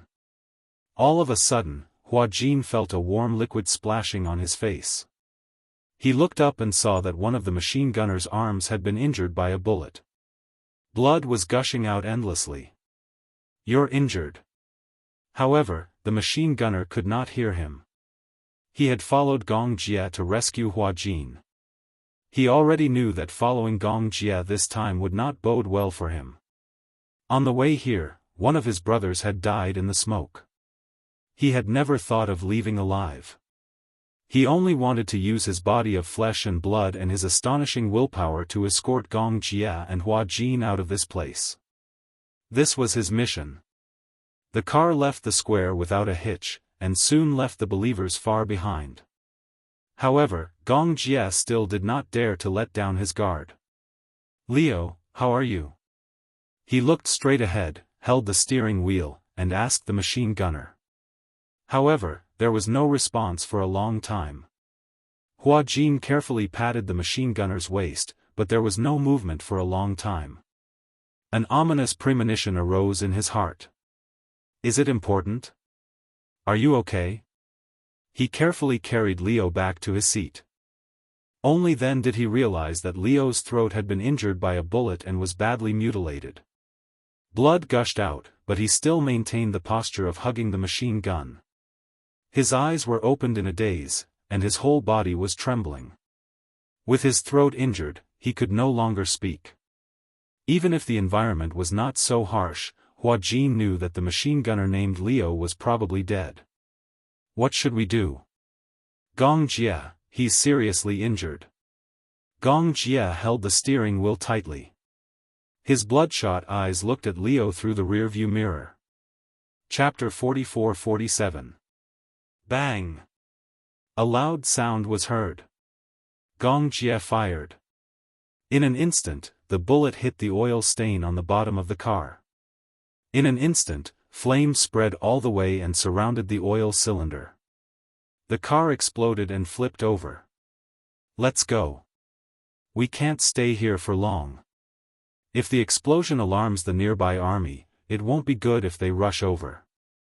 Hua Jin said, "How do we go?" "Where are we going?" "To the port. Most of the troops are waiting there. But first, let's find a place and let them send troops to pick us up." "Okay." Hua Jin followed Gong Jie. He knew in his heart that most of East Africa had fallen into the smoke of war. Originally, it was only a small-scale battle. However, it had evolved to a larger and larger scale. The car rampaged all the way. Along the way, Hua Jin watched the car pass through the rain of bullets. It was hard to imagine that if they were a step later, they would be completely surrounded by the armed forces. At that time, the consequences would be unimaginable. What he didn't expect the most was, originally, he had completely given up in his heart.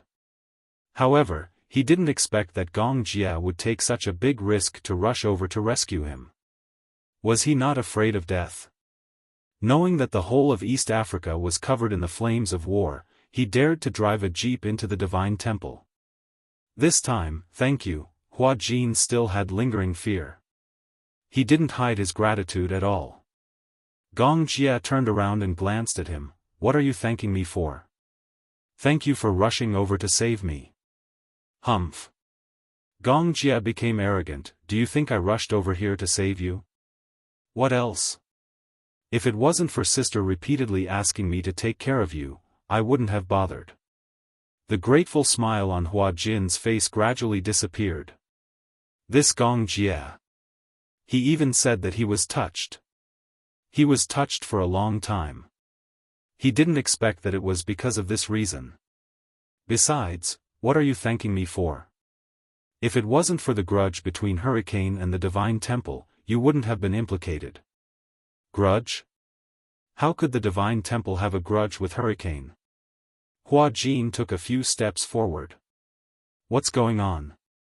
Surprisingly, Gong Jia was patient enough to tell him everything in detail. The Sacred Palace sect is at their wits' end. Originally, he had fled to East Africa to find a paradise that was conducive to the development of the church. He did not expect that a war would break out. Without enough food and armaments, they were like trapped beasts in East Africa. That's why he's doing everything he can to kidnap Hurricane as a hostage. He wants to use this hostage to threaten Hurricane. Hua Jin muttered to himself, why does Hurricane make enemies wherever he goes? Gong Jia turned around. What did you say? No, nothing. In that case, he was the one who was implicated? The thought of Professor Romenka's tragic death made him even more fearful. Do people really have a destiny? Among the four of them, only Professor Romenka did not escape the disaster. Romenka is dead. He was beheaded by those disciples. I know. Do you know? Yes, the Divine Temple sect sent a beheading video a few days ago to provoke Hurricane. Hua Jin didn't know that the game between Hurricane and the Divine Temple sect was so dangerous. Chapter 44-48. We are about 40 kilometers away from the port. If we walk, we might not be able to get there in one night. We have to get back to the port before dawn tomorrow. If his men did not come to their rescue in time, then they might be trapped in such a chaotic place. What worried him even more was that there seemed to be no news from Vermilion Bird. In the last call, he seemed to have heard the sound of an explosion. Gong Jia suspected that Jim had replaced Hua Jin with another suicide bomber, pretending to be a hostage. In fact, he had enough explosives tied to his body. He did not know how Vermilion Bird, Natalia, and Alice were doing. He had already dispatched dozens of mercenaries to search for them according to the location of the last call.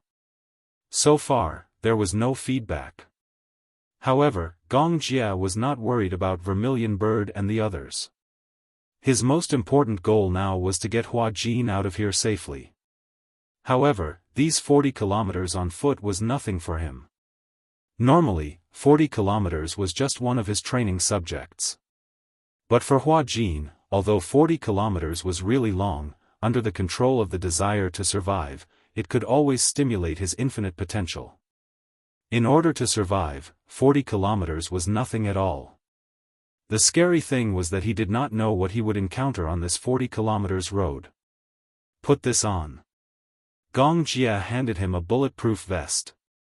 Hua Jin took it, but did not expect the bulletproof vest to be far heavier than he imagined. Why is it so heavy? Because it is a bulletproof vest. Is it? Hua Jin said, I have seen bulletproof vests before, but they are not this heavy. Hua Jin put on the bulletproof vest and muttered, this is like making me walk 40 kilometers with this weight. It's killing me. Of course, a normal bulletproof vest is not this heavy. Why? Because, Gong Jia walked in front of him, stretched out his hand, pulled out a straw from the vest, and opened the valve. There is a filtration device in here, and there is some water in it. If they ran out of water, as long as there was a water source, they could replenish themselves. When the water was pumped inside, it would go through a circulation device